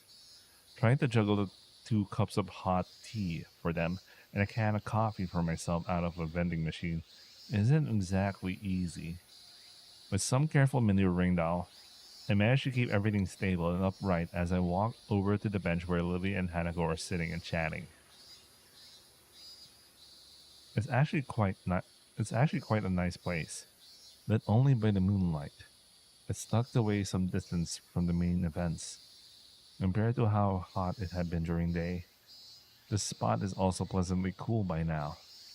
Not that it matters all that much. Most of the visitors have moved to areas that are either closer to the fireworks or higher on the hill in order to view the display apparently planned. "Welcome back, Hisao." Her ears are good, are not exactly close, and even Hanako hadn't noticed me. "Here you go. Sorry it's instant, but that's all they had left by now." Hanako gingerly takes his cup from my right hand, and I gently place the other into Lily's outstretched hands. "Did you enjoy the festival then, Hisao?" "Yeah, it was pretty fun." An honest answer. Much of the food may have been somewhat subpar, but it was a lot of fun in the end, especially with Hanako and Lily. In fact, I think those 2 may have enjoyed themselves even more than I did. With both Lily and me around, much of Hanako's withdrawn nature around others died down enough for her to enjoy herself. As we sit drinking, the whistle of the first firework rings out before it explodes into a vibrant shower of blue against the night sky, heralding the beginning of the end of the festival. Enthusiastic shouts can be heard from the crowds scattered around the school grounds, celebrating them. For minutes on end, Hanako and I watch the fireworks overhead as Lily blissfully listens to them with her eyes shut. Red, green, yellow, star-shaped, circular, and patterned, and all manners of shape and colors fill the air one after the other and dance across the sky. No place near where I live but on such lavish displays. Festivals like this were a thing of the past in such a metropolitan area. To be seeing such a sight with these 2, it's probably the happiest I've been in a long time. So that's it. The festival's finally ending. Yeah. She gives a delicate, wistful sigh. As much as I might complain about all the stuff we had to do, it's still sad that we'll have graduated before the next Yamaku festival. I walk forwards and stand beside Lily. gently resting a hand on her shoulder. Don't worry, we'll still have Tanabata later in the year, right? Yeah, it's still June, right? Yeah, anyway. You're right. It would be nice to go there when it comes. Minutes of silence pass, with only the blast of the fireworks to be heard. Seeing these two reminds me of those words of advice Lily had given me as we walked into town together. Cherish the moments to make new friends, huh? Hey, Lily. She turns her head slightly to show that she's listening.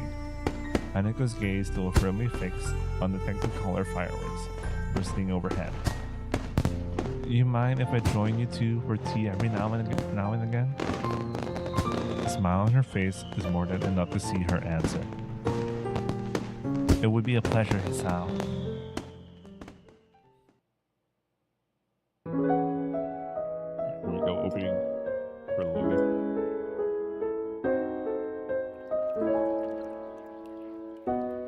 Oh shit, opening sequence.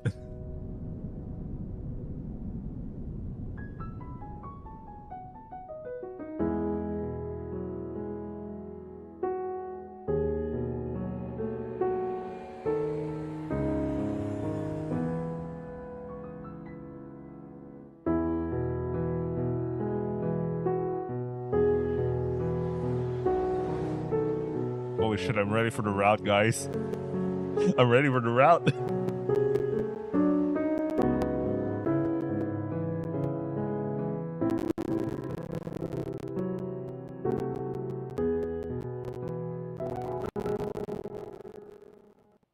Oh man. Oh man. Oh man, here we go.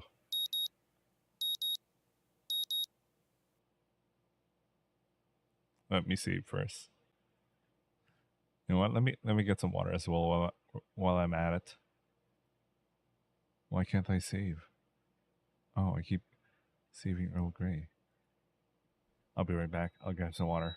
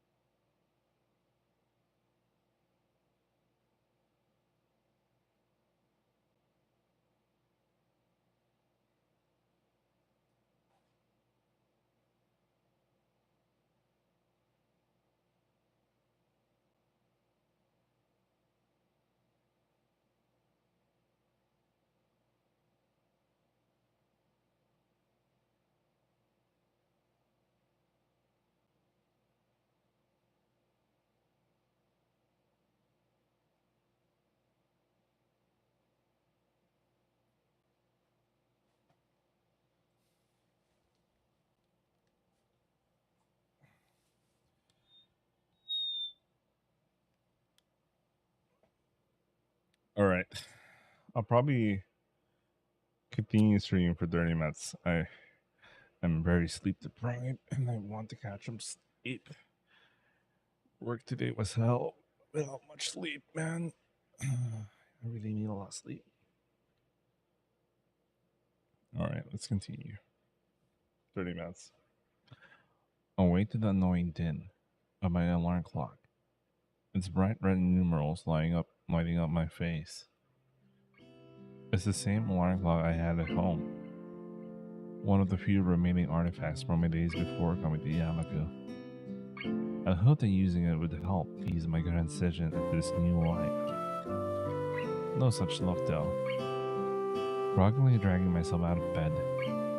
I wipe the sleep out of my eyes, then reach over to my desk. I open a couple of the bottles of medication drawn across it and swallow a few pills dry. By now, the process is starting to become automatic, something I should be glad for, given their purpose. Feeling much more awake than before, I'll wander into the bathroom. While the shower warms up, my mind begins to wander as my new daily routine begins once again. The bright colors of the fireworks fill my mind, as do the two girls with whom I spent my time watching them. It feels strange to be moved so much by people I know so little about. Then again, I suppose these aren't normal circumstances. At least I have someone to talk to now, aside from my schoolmate next door. With the time left before school begins today waning, I begin to get ready for class. Walking through the door into the classroom, I notice that I'm still somewhat early. I see about 5 or 6 students milling around, most of them looking as if they'd rather be still in bed. It's at times like this, that I appreciate being a morning person. That said, 2 students in particular seem as perky as always. Hi Shizune, hi Misha. I suddenly realized that my greeting would be lost on the former, so I quickly follow it up with a wave. She doesn't seem overly bothered, or interested for that matter. Hi Hichan, are you feeling well? I can only assume her greeting comes from Shizune. It's hard to tell if she's speaking as herself or Shizune sometimes. Better than most everyone else, I guess. You two seem bright and chipper. Misha signs back to Shizune as I say it, eliciting a somewhat terse answer, if her sharp and rapid arm movements are any indication.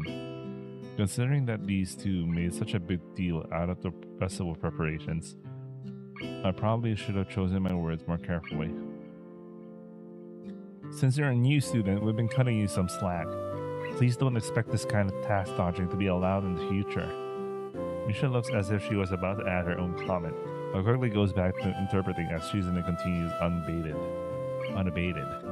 While your contribution to class 3 to this stall is appreciated, word sure got around quickly. Now that these two have their fingers on the pulse of the school, we would prefer your efforts to be focused on the task at hand, namely your own class. As much as I hate to admit it, they do have a point. Before I can respond though, she's gonna add something more, which draws a smile from Misha. Did you enjoy the festival then? Much are over, I guess. Yeah, it was good. Did you two enjoy it? Shizune gives a short nod as Misha grins and bounces her head up and down. The contrast side by side is amusing. Out of the corner of my eye, I notice more students are starting to trickle into the classroom. A quick glance at my watch confirms that they're a few minutes late. I look over to Hanako's seat and realize she's already there, contentedly reading a book. It makes me wonder just how long she's been there without me noticing. With heavy footsteps coming up the hallway signaling Muto's arrival, our idle talking comes to an end, and I take my seat next to Misha. As the door slides open, he strides through the ponderous gate. His posture is even worse than usual, and his eyes are barely staying open. I guess my quip to Lily and Hanako about the stat was misplaced. Everyone opens their books as he reaches his desk, and the first class of the new week begins. Mondays. I rub my eyes as the lunch bell rings out, glad for the temporary reprieve from work. I'm entirely unsurprised when I look over the door and see Lily standing there, cane in hand and patiently waiting for Hanako. Considering her acceptance of my request to join them yesterday, I decide to spend my lunchtime with them rather than eat alone. Hanako moves surprisingly fast to meet her companion, and the two enter the hallway before I can catch up. Lily's head turns slightly, registering the sound of footsteps behind her. As Hanako notices and follows her lead, she almost jumps in surprise. Hisao? I mean, hello, Hisao. Hi. Sorry if I startled you. Lily turns to greet me and help in her orientation by Hanako. Good afternoon, Hisao. Are you joining us? If it's no trouble, there's not much else to do, really. Lily gives a small nod, as if to silently brush away any idea that it would be troubling in the least. We descend one set of stairs and walk down the hallway to the usual room. Our pace somewhat quicker than the usual thanks to Lily using Hanako for direction, rather than her cane and railings. As expected, it's deserted. The sounds of other clubs can barely be heard as sunlight streams into the room from outside. Looking around the room, I noticed a couple of empty vessels propped up against a wall that I don't think were there before. The art club must use this room as extra storage. Should I get the chest set out? Anako's voice seems some less tense when she's directly addressing Lily. Wait, I noticed that there's... Did you notice this? Do you notice this? I don't know what that's about. Yes. I'll make tea while you sort the pieces. I can do that for you if you like. She ponders the offer for a moment before smiling, confirming that I made the right choice. Her face is remarkably easy to read. Very well, thank you. Gokigenyo. Gokigenyo. Holy shit! No, that's agreeing. She was doing a curtsy. when they say Gokigenyo, that's agreeing. That's not like a thing. That's not like a curtsy. That's so different. I don't know. Maybe I was thinking about like, I don't know. Lately I've been watching Higurashi. I'm doing a rewatch of the old theme Higurashi for some reason. I don't know why. And I don't want to get to Sotsugo ever again. Oh my. I don't want to go back there. Such a disappointment. Anyway. She slides her retracted cane into the handle of her bag and sets it against one of the table legs before taking a seat opposite Hanako. As I prepare tea for the three of us, I can hear the small wooden pieces being set on the board. I wonder how good Lily is at chess given her circumstances. By the time I placed the steaming teacups onto the table, Lily and Hanako had already moved their first pieces as they nibble on sandwiches and rice balls from their respective bags. Oh yeah, my lunch today was just straight up onigiri. Nice. I just randomly remembered I only ate onigiri for lunch today. And I'm going to do that again today. Jesus Christ. Anyway. Or something else. Maybe we can go for a Shake Shack. Maybe not. I don't know. I noticed the chessboard they're using has holes in the middle of each square and pegs on the bottom of the pieces. It has each dark square slightly raised. Watching Lily's fingers skating over the board, tracing out the positions of the pieces makes me marvel a little at the simple ingenuity of the design. It must be specifically made for blind players. I actually never heard of... I didn't know there was such a thing. Not gonna lie. Wait, let me check. No, I'm actually curious about it. I never heard of such a thing.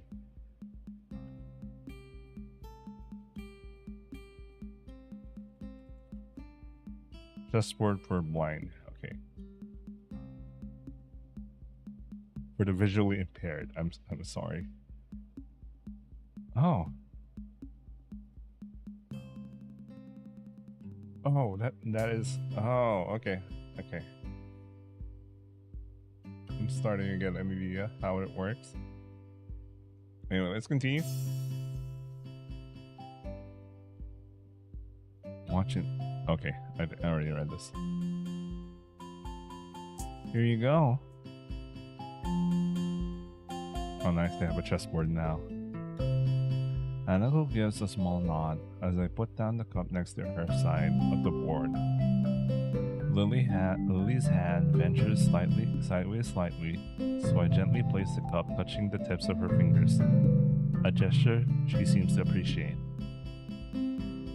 I finally take a seat, silently sip my tea as the two play. The contrast in their appearances while playing is interesting to watch. Hanako looks closely at the board, her face one of focused concentration. Lily, on the other hand, keeps her head level and maintains her calm neutrality. Lily's gentle voice addresses both of us as she continues to play. How was class, now that festival's over? I look to Hanako to see whether she'll answer first, but see that she's doing the same. Not great. Half of the class seemed to be dozing off, even including the teacher. Not to mention a test on top of all that.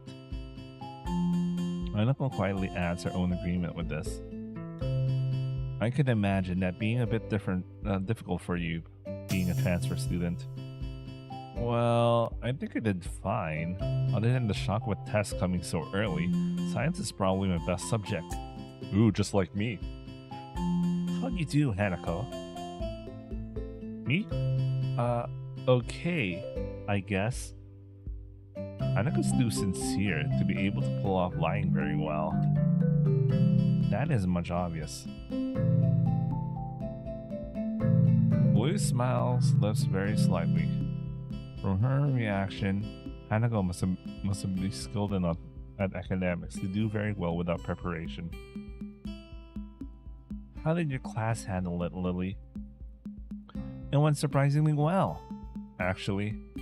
Only one student was absent, which was better than what the teacher expected.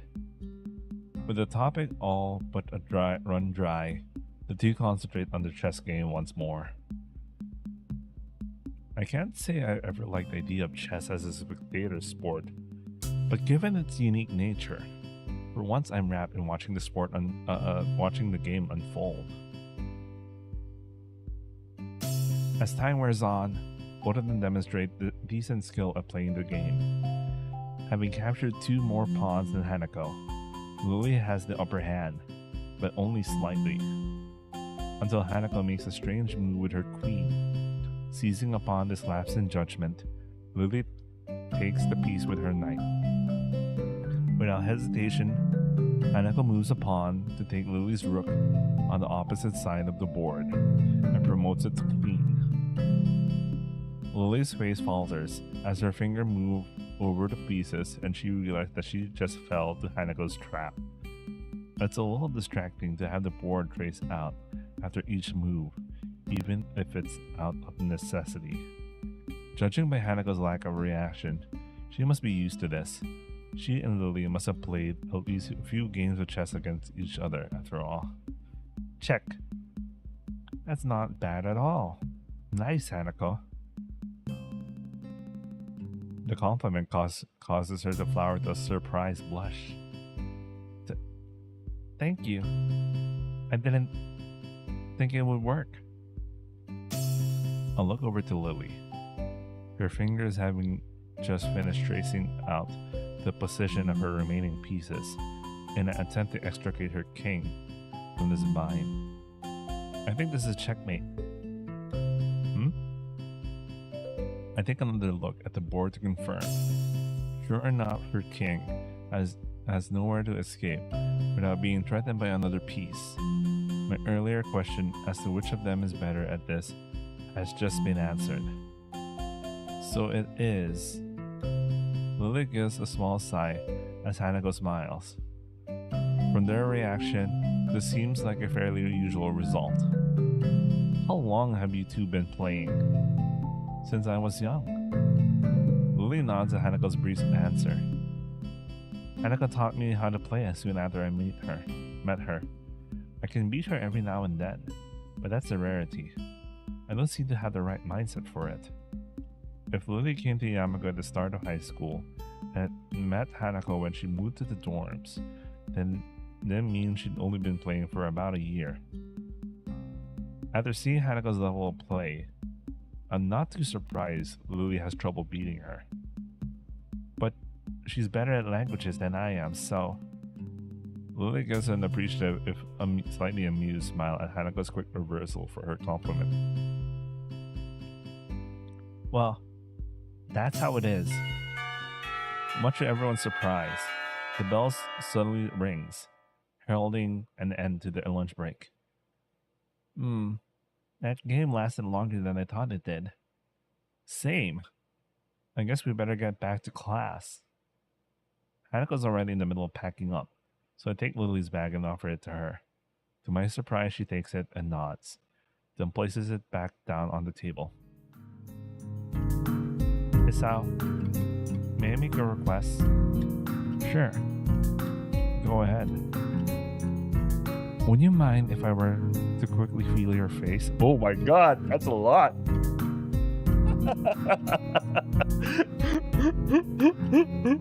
Oh my god.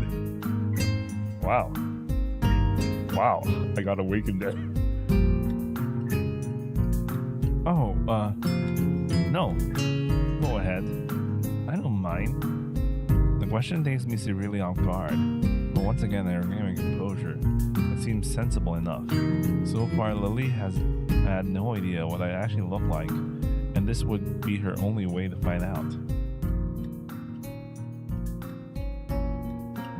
Lily raises her right hand, which I take in mind, and guide to my face before letting go. The room is entirely silent as Lily's hand moves over around my features, from my chin to my cheeks to everywhere else. I expected this to feel a lot more disquieting than it does. I suppose that's because the action is entirely a matter of practicality, being functionally no different to simply looking at someone's face. Her hand is soft, but what takes me by surprise is the length of her fingers, not to mention how sure even the slightest of her movements are. I've no doubt that her level of tactile feeling would be far beyond mine. Her hand really runs once through my hair before retreating. I'm sure that every inch of my face has been committed to her memory. This is so... I'm liking this, man. I'm liking this. It's only now, too, that I realize Hanako has been silently watching the entire time. That is embarrassing to watch, not gonna lie. As a third wheel. Thank you for letting me do that, Hisao. And if I may add, I think you're quite handsome. I blush a little at her remark, for raising a questioning eyebrow. But if you can't see how, just because I can't see, that doesn't mean I don't have my own preferences. What did she mean by this? What did she mean by this?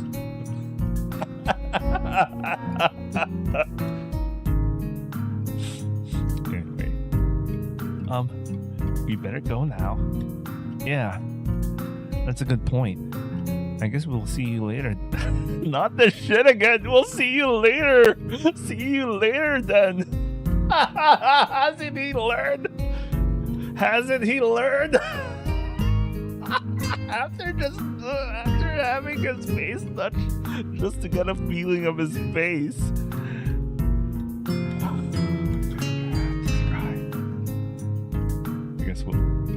I guess we'll see you later then, Lily. Walking through the hallways, back to our classrooms, I noticed that Hanako seems quieter than before, but also more comfortable. Lily, her hand on Hanako's shoulder, seems to pick up on her assured pace as well, smiling as they walk. If I could spend the rest of my time in Yamako like this, I don't think it'll be so bad. All that's needed for joy are small exchanges of happiness after all. As I reach my desk and set my bag beside it, I realize something. Or rather, my stomach does. I was so busy with those two, I forgot to buy lunch. Oh yeah, they never ate lunch. They actually never ate lunch. They only drank tea. I guess they skipped lunch, I guess. I know, man. Actually, I don't know. It didn't even, yeah, not once. It's a good thing they pointed it out. All right. Time skip to the weekend. Holy shit. All right, here we go. Saturday, my second most favorite day of the week. This is almost entirely due to the fact that it is the day with the second least amount of school, with class ending at the beginning of lunch. I open my door confidently, myself being more confident of being able to get enjoyment out of the fine weather and shorter class length. I confidently stride down the hallway and down the stairs to the lobby of the male dorms. I confidently look behind me to see whose footsteps are approaching. I lose my confidence in this day being enjoyable. I know this is.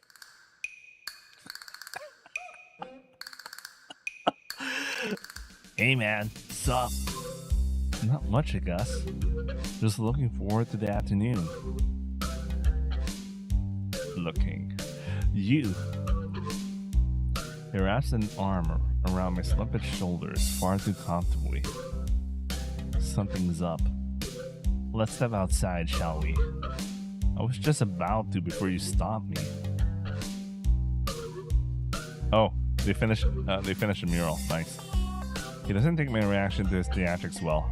Ignoring him, I walk outside and start down the steps. It doesn't take too long for him to catch up with me again. I wonder if he knew Aunt's money or to rant about another conspiracy. Maybe both. I got a bone to pick with you. It's about that blonde. You know who I'm talking about. Conspiracy it is. For a moment I contemplate framing ignorance, but I realize this will go quicker if I just let him get it all out. Lily? The one from your class? You're on first name terms with her? He looks positively shocked at this development. Did he not expect me to be able to answer? He gathers himself and cuts it to a fist, dramatically like everything he does. Well, never mind that. I'm here to warn you. You know, man to man. Warn me about what? Lily? Yeah. You don't know her, man. It's almost true. It's mostly true. I only known her in Hanako for less than 2 weeks, and even then we've just been exchanging banal chatter about school as we while away lunch. What the fuck? There's something about this sentence that bothers me. I'm pretty sure you don't either. That's not the point. You're the one spending inordinate amount of time with her. It distresses me that someone like Kenji, who's probably as far out of the loop as one could possibly get, knows about such a trivial fact as who I choose to befriend. Then again, I am a transfer student, and she's not only the representative of their class, but also a tall blonde. Maybe I should appreciate this ranting as a warning that the rumor mill exists in the school, and that I'm firmly within it. It's just a hunch. It's just lunch. Nothing special. Look, man, under the bridge. See this bridge? You're under it. A man's gotta do what a man's gotta do to get intel. I just want to make sure you don't end up too far under the bridge. You're losing me, Kenji. That's okay. Lots of people get lost. That's why I'm here to help. Just be careful around her, okay? She looks all harmless on the outside, but I've heard shit. Bad shit. You know the student council, right? He seems involved with each other as he says the words. Putting him and Shizune together in the room is an amusing mental exercise. I wonder if they're met. Yeah, Shizune and Misha are in my class. I seem to have dodged the draft though. Good man, good man. But this blonde, she was there. In the student council. Right damn there. I see. And she's not there now. Seriously, think about it. Something must have gone down. For once, he says something for once he says something that really caught my attention. Actually, that can because there's bad blood between Shizune and Lily for some reason. But learning that she used to be student council is just like, you know.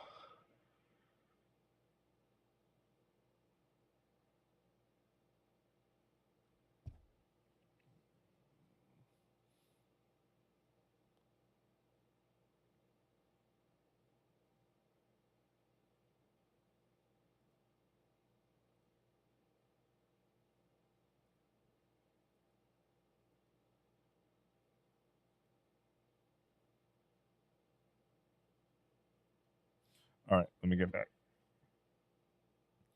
I stopped walking for a moment, giving the idea more thought than I probably should.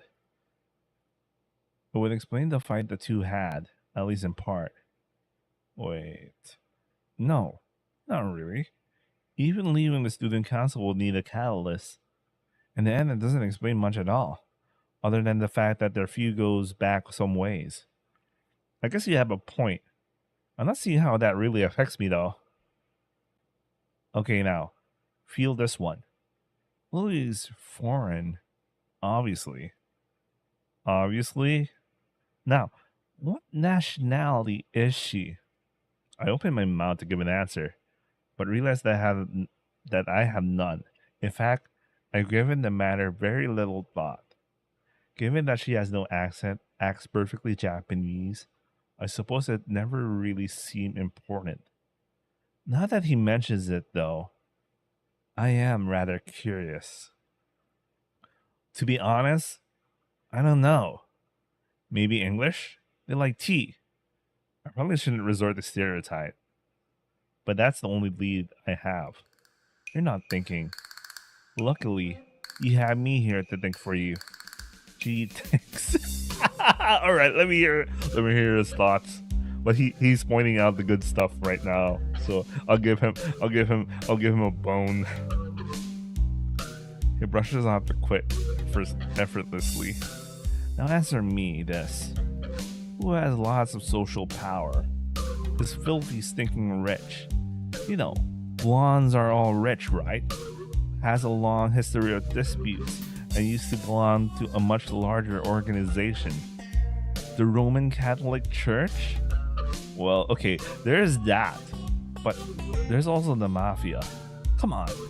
Rich, foreign. There's no way she doesn't have connections to them. I have reason to doubt the logic of his deductions, but he shows no sign of stopping. Well, you know, Beatrice is Italian. Beatrice is Italian. I mean, technically, Beatrice is Italian. She's blonde. Why am I thinking about this right now? Why am I defending his stupid ass logic? Why am I giving credence to his logic right now? So, do you know where I think she's from? Italy? Mainland's Italy, small time, dude. She has to be from Sicily. All those mafioso ties come from there. Wait. No. Russia. Damn, this could be bad.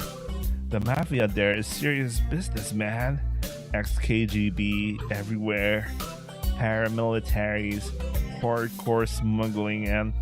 Wait. Stop. Just slow down a sec. What point are you trying to get at here? You don't know what she'll do, man. I won't get in your way. Agents don't operate like that. But I just want you to be careful. When the time comes, we'll need all the help we can get. I don't want to lose you, comrade. Well, at least he's concerned for me. Kinda. I wave goodbye to him as we separate out to our respective classes, but I'm not sure that he sees the gesture. Piling my books into my bag, I catch a glimpse of the library books I borrowed last week. I might as well return them, considering they took all of 2 days to finish. I really considered inviting Hanako along to the library, but she's already gone. It'll probably be better for my studying if I'm alone anyway. With a quick stretch and a wave to a couple of classmates who give the same to me, I made my way out of the classroom.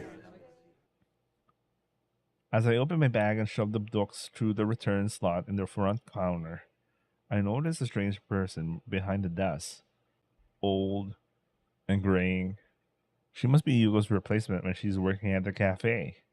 I began looking for a free table, a task made somewhat difficult considering that, despite there not being many students in here, they're all sitting at their own tables. Noticing a familiar head of hair, I walked over to one near the Braille section. It's hard to tell whether Lily's concentrating hard or not. Her placid expression holds perfectly still as her hand slides across the dot filled pages of her book. Oh no, I'm supposed to end stream. I really need to get more sleep. I can only try to get much more earlier tomorrow. I kind of doubt it, but I'll try. Hi, mind if I sit here? Or maybe just additional 30. You know what? Additional 30 minutes wouldn't hurt. And I'll just try to force myself to sleep somehow. Anyway. Oh, no problem at all. She trails off, evidently still focused on her business at hand. Ah, Hisao. She gives a nod of greeting as I sit opposite her at the table, pluck a chemistry textbook out of my bag, and quickly thumb to the chapter we're covering in class. For a while, we sit there, read, each in our own way. Seeing her reminds me of what Kenji said this morning, though. That and the fact I've never seen someone read in Braille before makes me keep throwing glances at her. I kind of feel guilty about it, given that she has no way to realize I'm doing so. So I decide to just ask her about it. Her lineage isn't exactly state secret after all.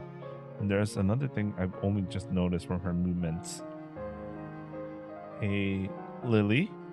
Mind if I ask a question? Not at all. Is anything wrong? I was just wondering. You're at least part foreign, right?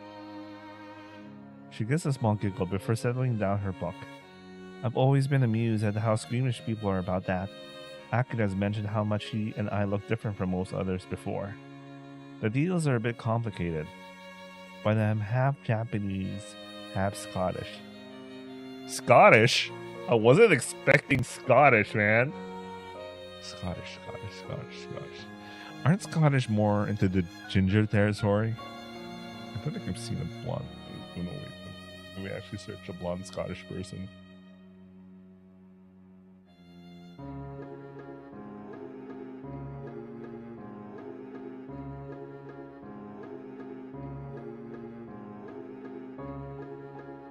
Only about 15 to 20% of population in Scotland are blonde.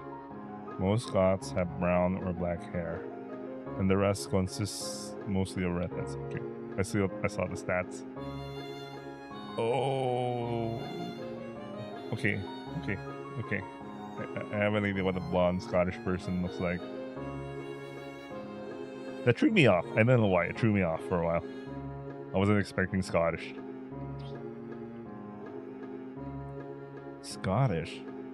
That was not exactly my first guess. It takes some effort to not blurt it out loud. I try to conjure images of the place in my mind. I think as far as the UK goes, Scotland isn't bad to live in. I actually don't know too. I'm trying to think about it, but I don't know enough about Scotland.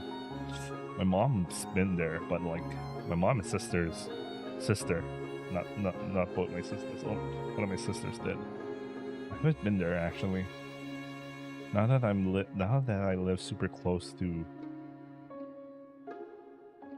England, I could probably do that sometime soon. I don't know. My first guess of England was surprisingly close, at least geographically. That does leave another question though. But you had no accent. That's where the details begin. I was born and raised in Japan, despite my mother being foreign. Ah, I get it. Hold on. As she moved to the dorm simply due to Akira working longer hours, so they don't live near the school? She gives a small sigh, as if she didn't expect me to go any deeper. Was her previous frankness just a front? Not exactly. It's been a long time since we actually met. I feel like I'm not getting the whole story, but I don't really want to go unduly prying into her situation. Her about face shows she feels kind of awkward about it. So, do you speak much English? To be honest, I don't know that much about Scotland, but at least I know that's the main language there. It takes her a moment to collect herself, appreciating the change in topic. That's right. My family mostly used Japanese around the house when I was young, but I made sure Akira and I knew our Scottish side just as well. I'm fluent in the language, but I'm also studying it in school to keep my skills up and to have the qualifications on paper mainly. So you're bilingual. That's quite impressive. I wouldn't go that far. Having parents who can speak the language is a large advantage, and English books in Braille aren't too hard to buy or import. With Yuko's help, at least. There's a relatively high demand for local teachers here anyway, which also gives me some motivation to learn it well. Demand for English teachers. For a moment, I wonder why she brought this up. And even up to this day, in 2024, that remains to be true. That remains to be true. This VN was published in around 2011 or 2012. Think about that. Well, development started around 2007, 2008, 2006, around that era. So, even to this day, not much has changed about that. Anyway. Alright. I allowed myself to extend 30 minutes more, so let's make the best of this. You're planning to be an English teacher? She gets an enthusiastic nod. But the pay is low. What are you doing? Anyway, it must be nice. Having such a definite future in mind. I never really given much thought into mine. So I'm kind of envious. What's wrong? It's just I could see you as a teacher pretty easily. It suits you. For a moment, she's speechless. She lowers her face a little and lets out a nervous giggle. Something I've never seen her do before. With Lily's role as a class representative and her dependable nature, teaching does seem to be a line of work fitting her personality. Sorry, that was probably a little much. It is true though. Waving her hand in front of her face dismissively, she quickly recovers. It's not that. It's just that only one person has ever said that to me before. A short, somewhat awkward silence follows the discussion. Without knowing it, I ended up steering into a troublesome topic again. I should try to cheer her up a little. It was me who went and got her brooding after all. Want to go grab lunch at the cafeteria after this? It might work her up a bit, or at least take her mind off her apparent complicated family situation. Going by her smile, it seemed to have the intended effect. I appreciate the thought, but the food there. Quite a quick redirection of the conversation. She does have a point, though. The food there isn't the greatest. Maybe the Shanghai? We could ask Hanako if she wants to come as well. Ah, what is it? I almost forgot. Until you reminded me. Hanako's birthday is coming up soon, and I was going to go shopping in the city for a present tomorrow. If that's an invitation, I'll be happy to accompany you. The ability to get more used to the layout of the city would probably be a good thing. I have probably set foot in there, so I'd be hopelessly lost by myself. I have barely set foot in there. She gives a nod, signaling that she happily approves of this plan for Sunday. We eventually go back to our books, but before I begin reading again, I steal one glance at her. Maybe I've been thinking on my situation too much. After all, everyone here would have their own unique circumstances. The chance to go outside and clear my head will probably do me good.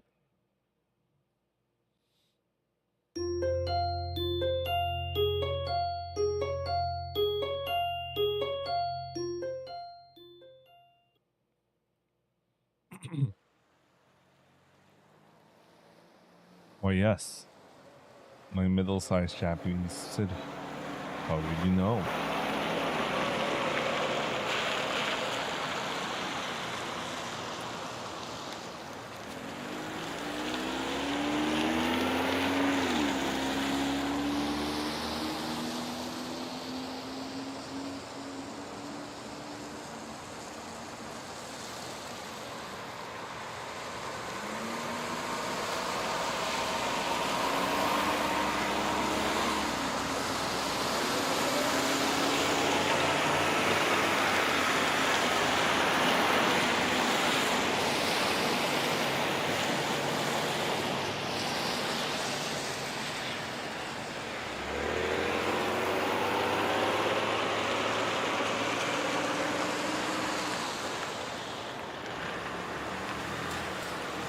Right, let's continue.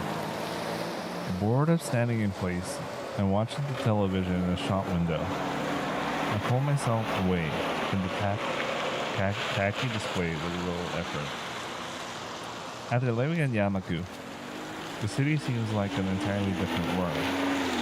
When running in the halls, calm and ordinary conduct is to be used at all times in the classrooms. Students are to exit rooms after checking both directions on oncomers. Elevators are reserved for movement impaired students. Single file on the stairs. Compared to such strict and almost regimental standards, the city's shopping arcade might as well be a strange country. While the school might have its fair share of hustle and bustle during the festival, the outside world is much different. It's strange. Having lived in a metropolitan city before my accident, this should feel more natural than Yamaku and the surrounding town ever could. Yet it feels foreign somehow. The elevated walkways and the tall buildings, each adorned with billboards taller than any three people, don't do anything to distract me from the passing crowd's reactions. Lily keeps one hand on my shoulder, the other holding her cane while taps the ground with a metronome-like steadiness. Looking over to her, that neutral smile of hers still holds. Having only seen her in school uniform, I'd not have recognized her as she sat on the bench waiting for me to come, and not for her cane propped up against it and her distinctive hair. I can't tell either by glancing at her due to her height, her foreign looks, her obvious blindness are all three. Not that any of those would make the situation any less uncomfortable than it is. Do you have any idea where to look first? His how. Her soft voice breaks me out of my line of thought. I can't imagine she's failing to notice the attention she garners, but she seems unfazed by it. I get the feeling she's the type to enjoy walking outside, so she might be used to it by now. Not really. This is my first time in this city, so I've got no idea where to go. She furrows her brow in thought, planning a route for us to take, and come to think of it, a way to communicate it. Something I've noticed in the time I've been with her is how, when deep in thought, she lacks close to any form of body language to show it. Oh yeah, obviously she doesn't have much body language considering she never really had to worry too much about her appearance in that to that extent. I mean, I can imagine she probably dresses herself well enough that she feels that at least she knows she's presentable, but like, you know, in communication, I don't know. I actually don't know.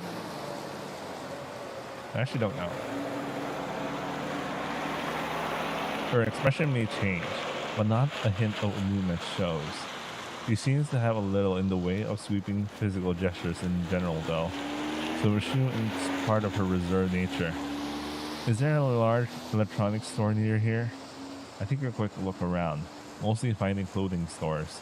After a few seconds, I notice a store with a bright blue sign some distance away that fits her description. Yeah, it's just a bit ahead of us. Should we go in that direction? Thankfully, it's just the information she needed. With a nod, we start off and head toward Lily's unknown destination, landmarks being our guide.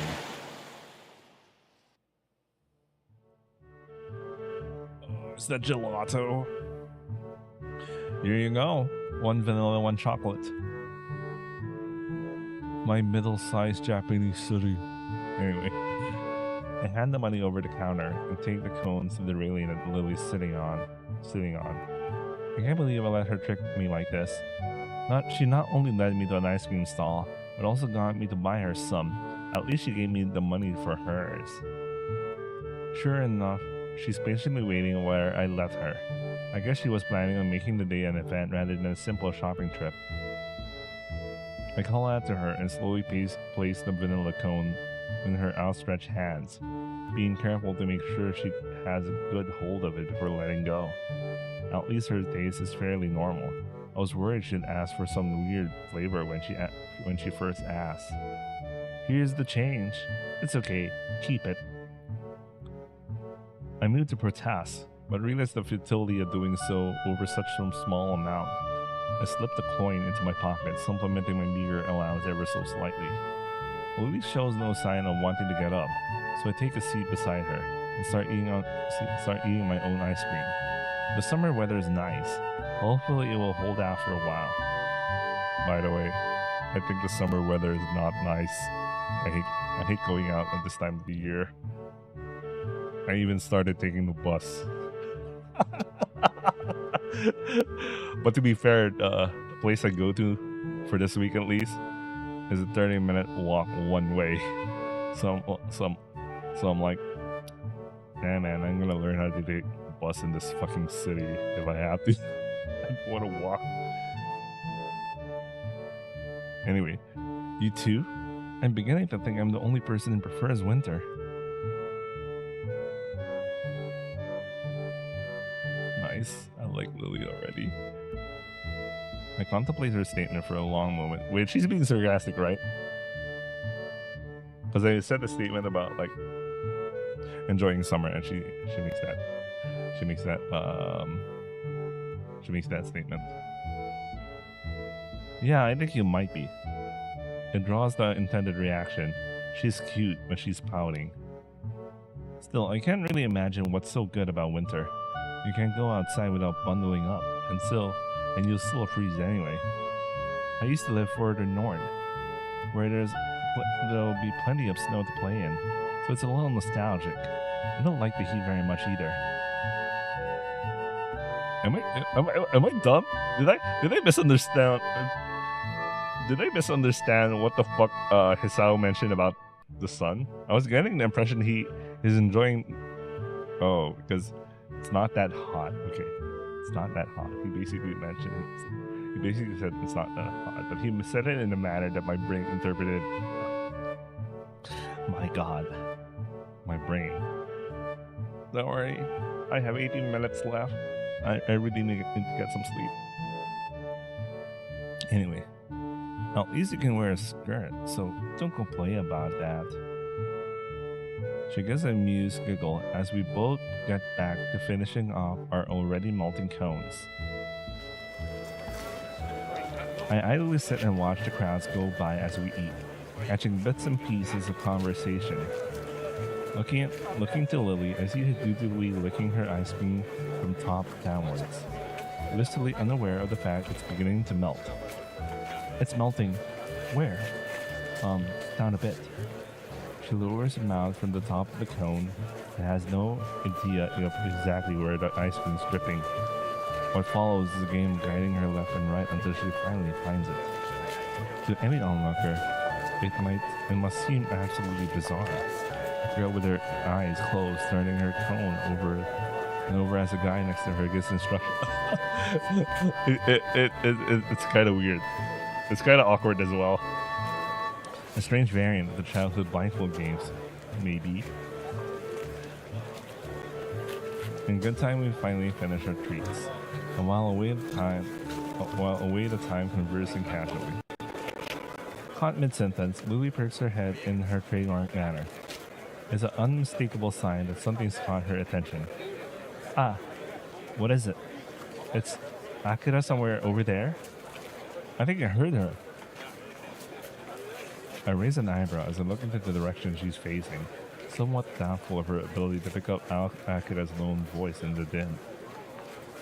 Sure enough though, a blonde girl in a suit can be seen through the tiny gaps between people walking every which way.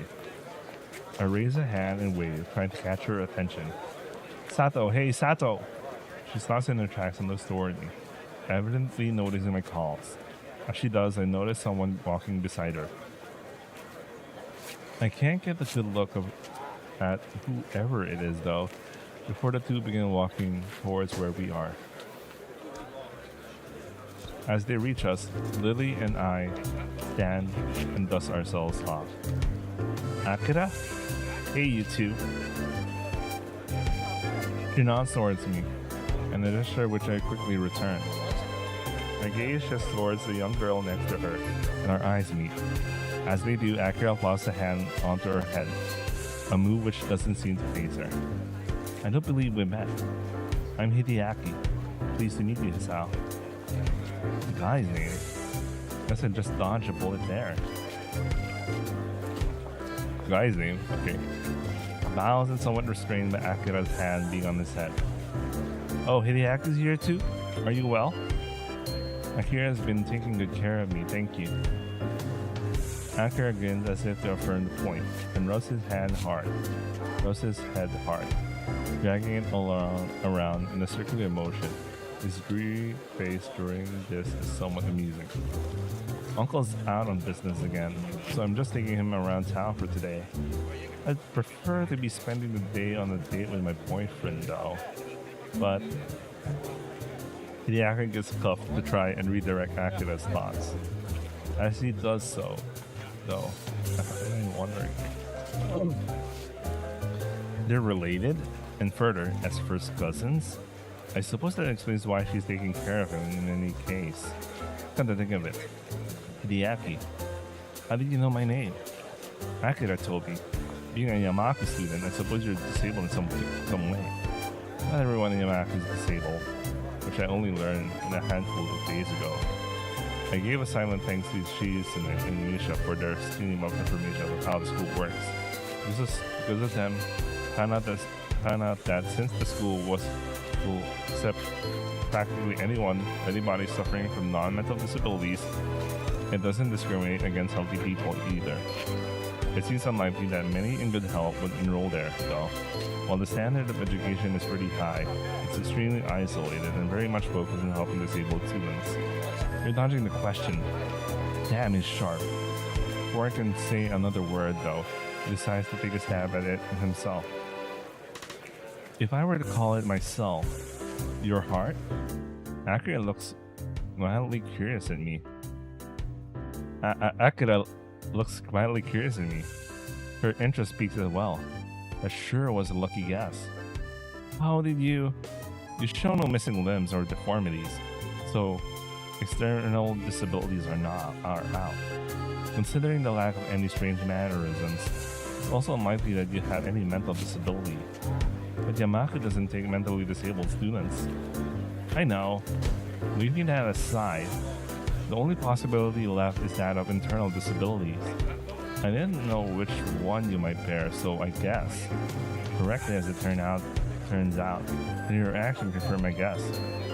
More than a little bemused, I look to Akira. She grins and shrugs, obviously taking some enjoyment out of her partner's deductions. He's sharp, yes, but more than a little unsympathetic. Logical, but lacking in tact. His attitude reminds me of Shizune in a way, as do his looks. May I ask why you're staring at me? Surely I'm not that unusual a specimen. Does he not know how unusual he looks? I could overlook the spats and clothing as just being coincidental, but the ribbon in his hair really is too much. This is entirely besides the point, though. Sorry, you just reminded me of someone. Akira gave him a sharp jab with her elbow. Told ya, you're not that much different from her. He cussed into his hand and maintained an upright and serious demeanor. Don't tell me. They're probably related. Oh shit. I need... Maybe they are. Maybe... I don't know, so I'm making a guess. I'm making a guess right now. My sixth sense is telling me Hideaki's related to Shizune or some shit.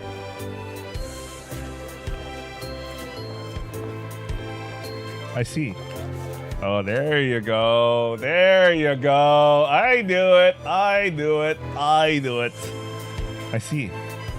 You met my sister then. Whereas my full name might help you. I mean Hideaki Hakamichi. You're probably thinking of my sister. She's a Hakamichi. Oh, so he's Shizune's brother. Wait a minute. If Hideaki is the son of Akira's uncle, and Shizune is his sister, then that means Lily and Shizune's fathers are brothers-in-law. Therefore, Lily and Shizune are first cousins. Lily groans in an uncharacteristic, unrestrained manner. The reaction earns an amused smirk from her sister. The enmity between the two was took on another meaning. I had thought it simply a matter of difficulty of communication between the two, but a family feud makes things much more complicated. You can choose your friends, but you can't choose your family. She gives a half-hearted shrug. She mustn't give as much weight to the two's conflict as I do. Well, that's how it is. What are you two up to on this fine day? We're shopping for Haneko's birthday present. That day will be coming up soon, so this is the last chance we'll have before school starts again for the week. Akira makes a strange face, as if Lily had just said that the sky wasn't blue and clouds not white. Isn't her birthday on the 10th next month? Yes. Why? Is something wrong? Akira's face seems to collapse. It's an utterly unbenefiting expression for someone so rowdy and headstrong. The folks didn't call you yet? As Lily shakes her head cluelessly, I look at Hideaki to see if he knows anything about this. A simple shrug is his only answer. For a moment, Akira ponders what to do before smiling once again. The fact that she can hide her emotions so quickly and effectively is unsettling. Hey, Shorty. Sorry, but could you hang with Hisao for a while?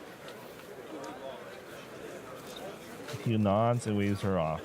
Akira placing an arm on Lily's shoulder as she guides her away and out of earshot. What the fuck? Oh my god, what is going on?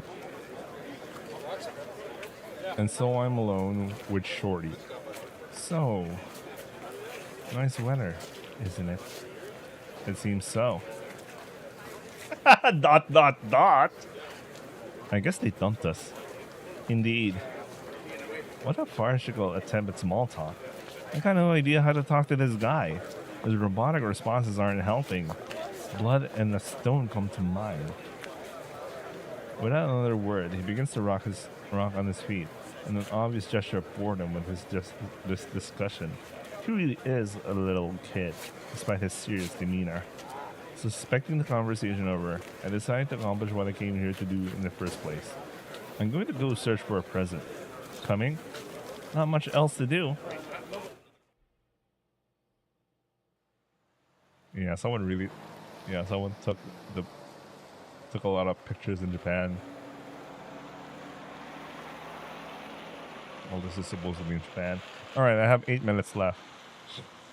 I actually will still really want to read, but you know, I can't afford another day of my brain dead. My brain was already dead my brain was already dead today. Fuck. I don't need another day of brain dead.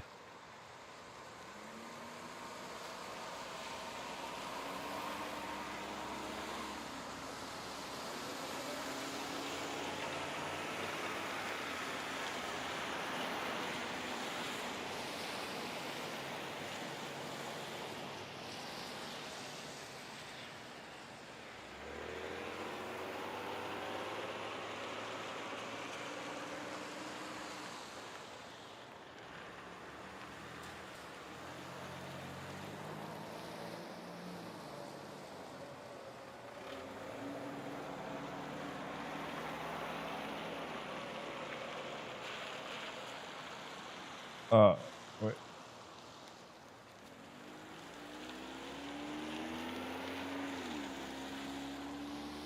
All right, okay.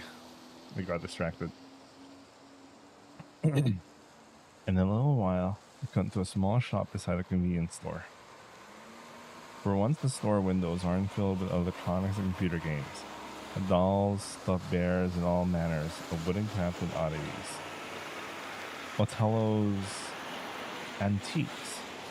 An antique store? Well, if there's anything in this town that'll suit Hanako, I guess it'll be here. I reach for the old looking door handle, but pull back at the last minute as I realize my companion's gone adrift. Not coming in? I'll just be in the newsstand for a while. Don't mind me. Damn, he really does look like your sister. His voice makes it painfully clear he has zero interest in what's in the store, and that he doesn't feel obligated to follow me. As he wanders off without another word, I push the thick wooden door and enter the store. A bell above me rings out. The musty smell of old books and wooden shelves is distinctly anachronistic. I look to the counter beside the door.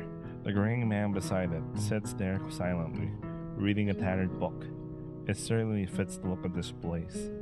Slowly wandering through the aisles, the person I'm reminded of as I inspect each handcrafted or imported oddity in turn is in Hanako. Crouching down, I examine an ancient oak desk inside the shop window. At least 30 dolls, all varying wildly in size and make. The only similarity between them is the long Victorian dresses they wear. I turn the price tag of one that looks to be about waist height. It's not in my price bracket at all. I do the same to each one of them, getting more and more depressed as they get smaller and smaller in size. That is until I reach the very smallest one. It's affordable, yet the quality make and with long auburn hair and a little blue dress. I decided that it's the kind of present Hanako would appreciate. Pretty looking, far from gaudy.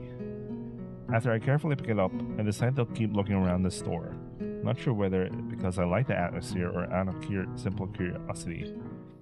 Peeking around the corner before I go to the next aisle, I see the shelves in this one are stocked with wooden toys, from toy cars to intricate automatons.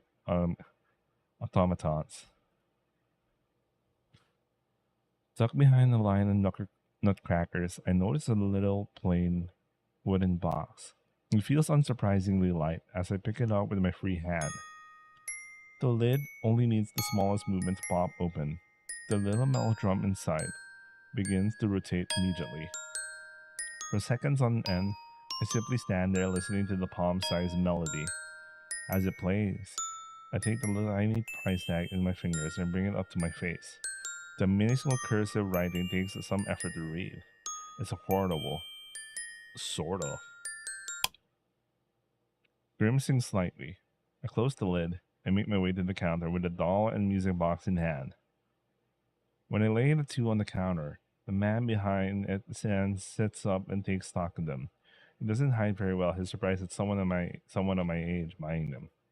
It's painful, but I hand over the money for the two and leave the store with a small opaque bag in hand. I'm surprised the old man has a sprite. What do they mean by this? He's gonna be a reoccurring character. That's what. Oh. Yeah, that might be the case. Alright. Hideaki being there takes me by surprise. Oh, hi. I thought you'd be at that newsstand. Akira gave me a call. She's waiting for us at the fountain with Lily. At least that solves the issue of trying to find him again. We head off back to the fountain. Hideaka's immaculate posture and presentation despite his appearance makes for the strange contrast even as we walk. Lily and Akira stand there waiting for us. Their faces hard to read. Hey, you ready to go, shorty? Hideaki's mood seems to improve as he rejoins her. See ya, Lily, Hisao. Tell Hanako I said happy birthday. We will. Bye. Goodbye, Akira. And with that, the two disappear into the fracas of the afternoon city crowd. Turning to Lily, I notice she's carrying a small bag. It's now that I realize why her disposition felt different from before. While Lily's typically the type to wear her emotion in her sleeve, her expression and tone are clouded and difficult to read. It's more than a little off-putting, but given the effort she's making to hide her emotions, I doubt she wants to be cornered on why she's feeling this way. Oh, god damn. Maybe I entered the hard route this early. I heard Emmy's supposedly super easy, but like, I'm getting impression I really need to be careful with Lily. Already bought Hanako a present? Yes. Have you? Yeah. Shall we head back to the bus stop then? Okay. There should be a bus back to Yamako pretty soon. And with that, we begin to walk. It feels strange compared to before. Lily's hand on my forearms feels unusually tense. The whole atmosphere is extraordinarily awkward. The silence continues for a long while. I really don't like seeing her like this. Hanako's birthday is going to be held earlier. Is the fort going to be alright for you? I had no other possible obligations anyway, so reflexively nod. Only afterwards do I remember that doing so was pointless unless we answer so by speech. She tries to collect herself. A task that looks almost palpable, and how plain it is to see how distant her thoughts are. Sorry, Sal. You said the bus would be coming soon, right? Let me finish the scene and then at the end. That's right. But now she says that, I have an idea. Actually, do you have anything to do later today? I don't believe so. Why do you ask? This is the point where I'd normally take your hand and rush you somewhere. But even without that, you'll have to trust me, okay? I take her hand and gently lead her on. Her distant face replaced by one of mild surprise and curiosity.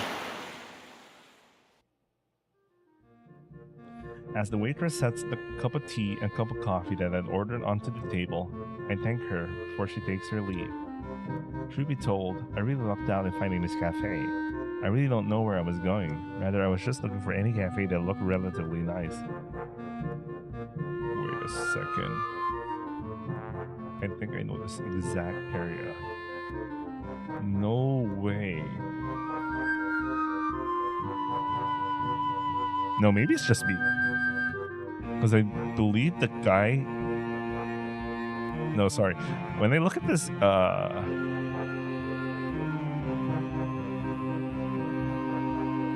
This reminds me of a place in the Watesando. But there's no way. Maybe it just looks alike. It looks like your usual, usual. It can be anywhere. It doesn't even make me think about Japan that much if you think about it. But for some reason, it reminds me of a back street in Omatesando. It's like I've been here. Can't be. No, maybe it's just my imagination. Anyway, let's continue. Having managed to recover a little, Lily attentively sips at her cup as I take a long gulp of the coffee in front of me. Alright, we're still ongoing. As I hope her face lights up as if she realizes what flavor it is. Ah, this is wonderful. Hisao, how did you know that this was... I asked for French vanilla black tea. I took my bets that it would be her favorite flavor, or at least one she'd like. Well, I don't know much about tea. It sounded like one she might appreciate. On the basis of her liking vanilla ice cream. A tea connoisseur, I am definitely not. It was a lucky guess. You really like tea, don't you? She puts her teacup down and gives a tiny nod. That familiar small smile thankfully perched on her face once again. Drinking tea is calming, I think. With the amount you drink, Are you sure you're not addicted to it? Caffeine addiction is pretty common nowadays. Did I ever say I wasn't? She lets out a giggle as my head drops. We all have our vices, I suppose, and there are worse things to be addicted to. French vanilla black tea, huh? I'll have to remember that. For a while, we both silently drink. It's comforting to have someone like her nearby in such a new surroundings, even if it's just the two of us sitting in silence. I begin to wonder if this feeling is the same for her, until she sets down her cup. Miss Sal, do you mind if I ask you a slightly odd question? It depends on the question, I guess. I was wondering, what is your favorite color? Everyone has one, after all. I almost replied before realizing why the seemingly mundane question is actually quite strange. My favorite color? But she gives a pouting look, wanting me to answer anyway. While the answer seems unavoidably wasted on her, there isn't any harm in giving it. I've always had a thing for green. I'd say that's my favorite. Green it is. What things do you think of when contemplating that color? I suppose green fields and trees in summer? The army is well with camouflage. Men always seem to like the military. But that sounds like a nice color. A very nice color. She nods her head a little, as if approving of the choice, considering how foreign the concept of color is to her mind. Labeling it by association seems reasonable enough. If everyone has a favorite color, then what's yours? What? I'm told that's the color of snow and of ice cream. Oh, better than me. If you only like the color because of your favorite food, I guess white is nice too, though. And speaking of colors, it'll be getting dark soon. Let me help you up. Lily offers her hand, which I take in mind, to help lever her up from her seat at the table. The softness compared to mine takes me off guard, as I'm really not used to such casual contact. It doesn't seem to bother her at all, though. While it seems obvious why, it feels like just one more ladylike aspect to her. As her hand moves to her pocket, I quickly cut her off. Don't worry, I'll pay for this. Oh, thank you, Hisao. She gives an earnest smile and a gesture, a reward much greater than that of her words. By the time we step off the bus, okay, maybe how about end of the day? If the day changes over. By the time we by the time we step off the bus, it's well and truly dark. We make our way up the hill in silence, both of us behaving a little awkwardly, probably because of the day's events. I don't know how they walk like this just to get to town, come down to school. But then again, I read I don't know. This is a really far out distance, and maybe I'm so used to like living so close to everything nowadays. I don't know. Let's continue. Well, I'm a little concerned over Lily's withdrawn nature after meeting with her sister. The fact I managed to cheer her up even slightly feels like a personal victory. But it feels like the air between us has changed. Maybe it's only a bit, but it's something I don't think either of us has realized before. That was a date, wasn't it? It was.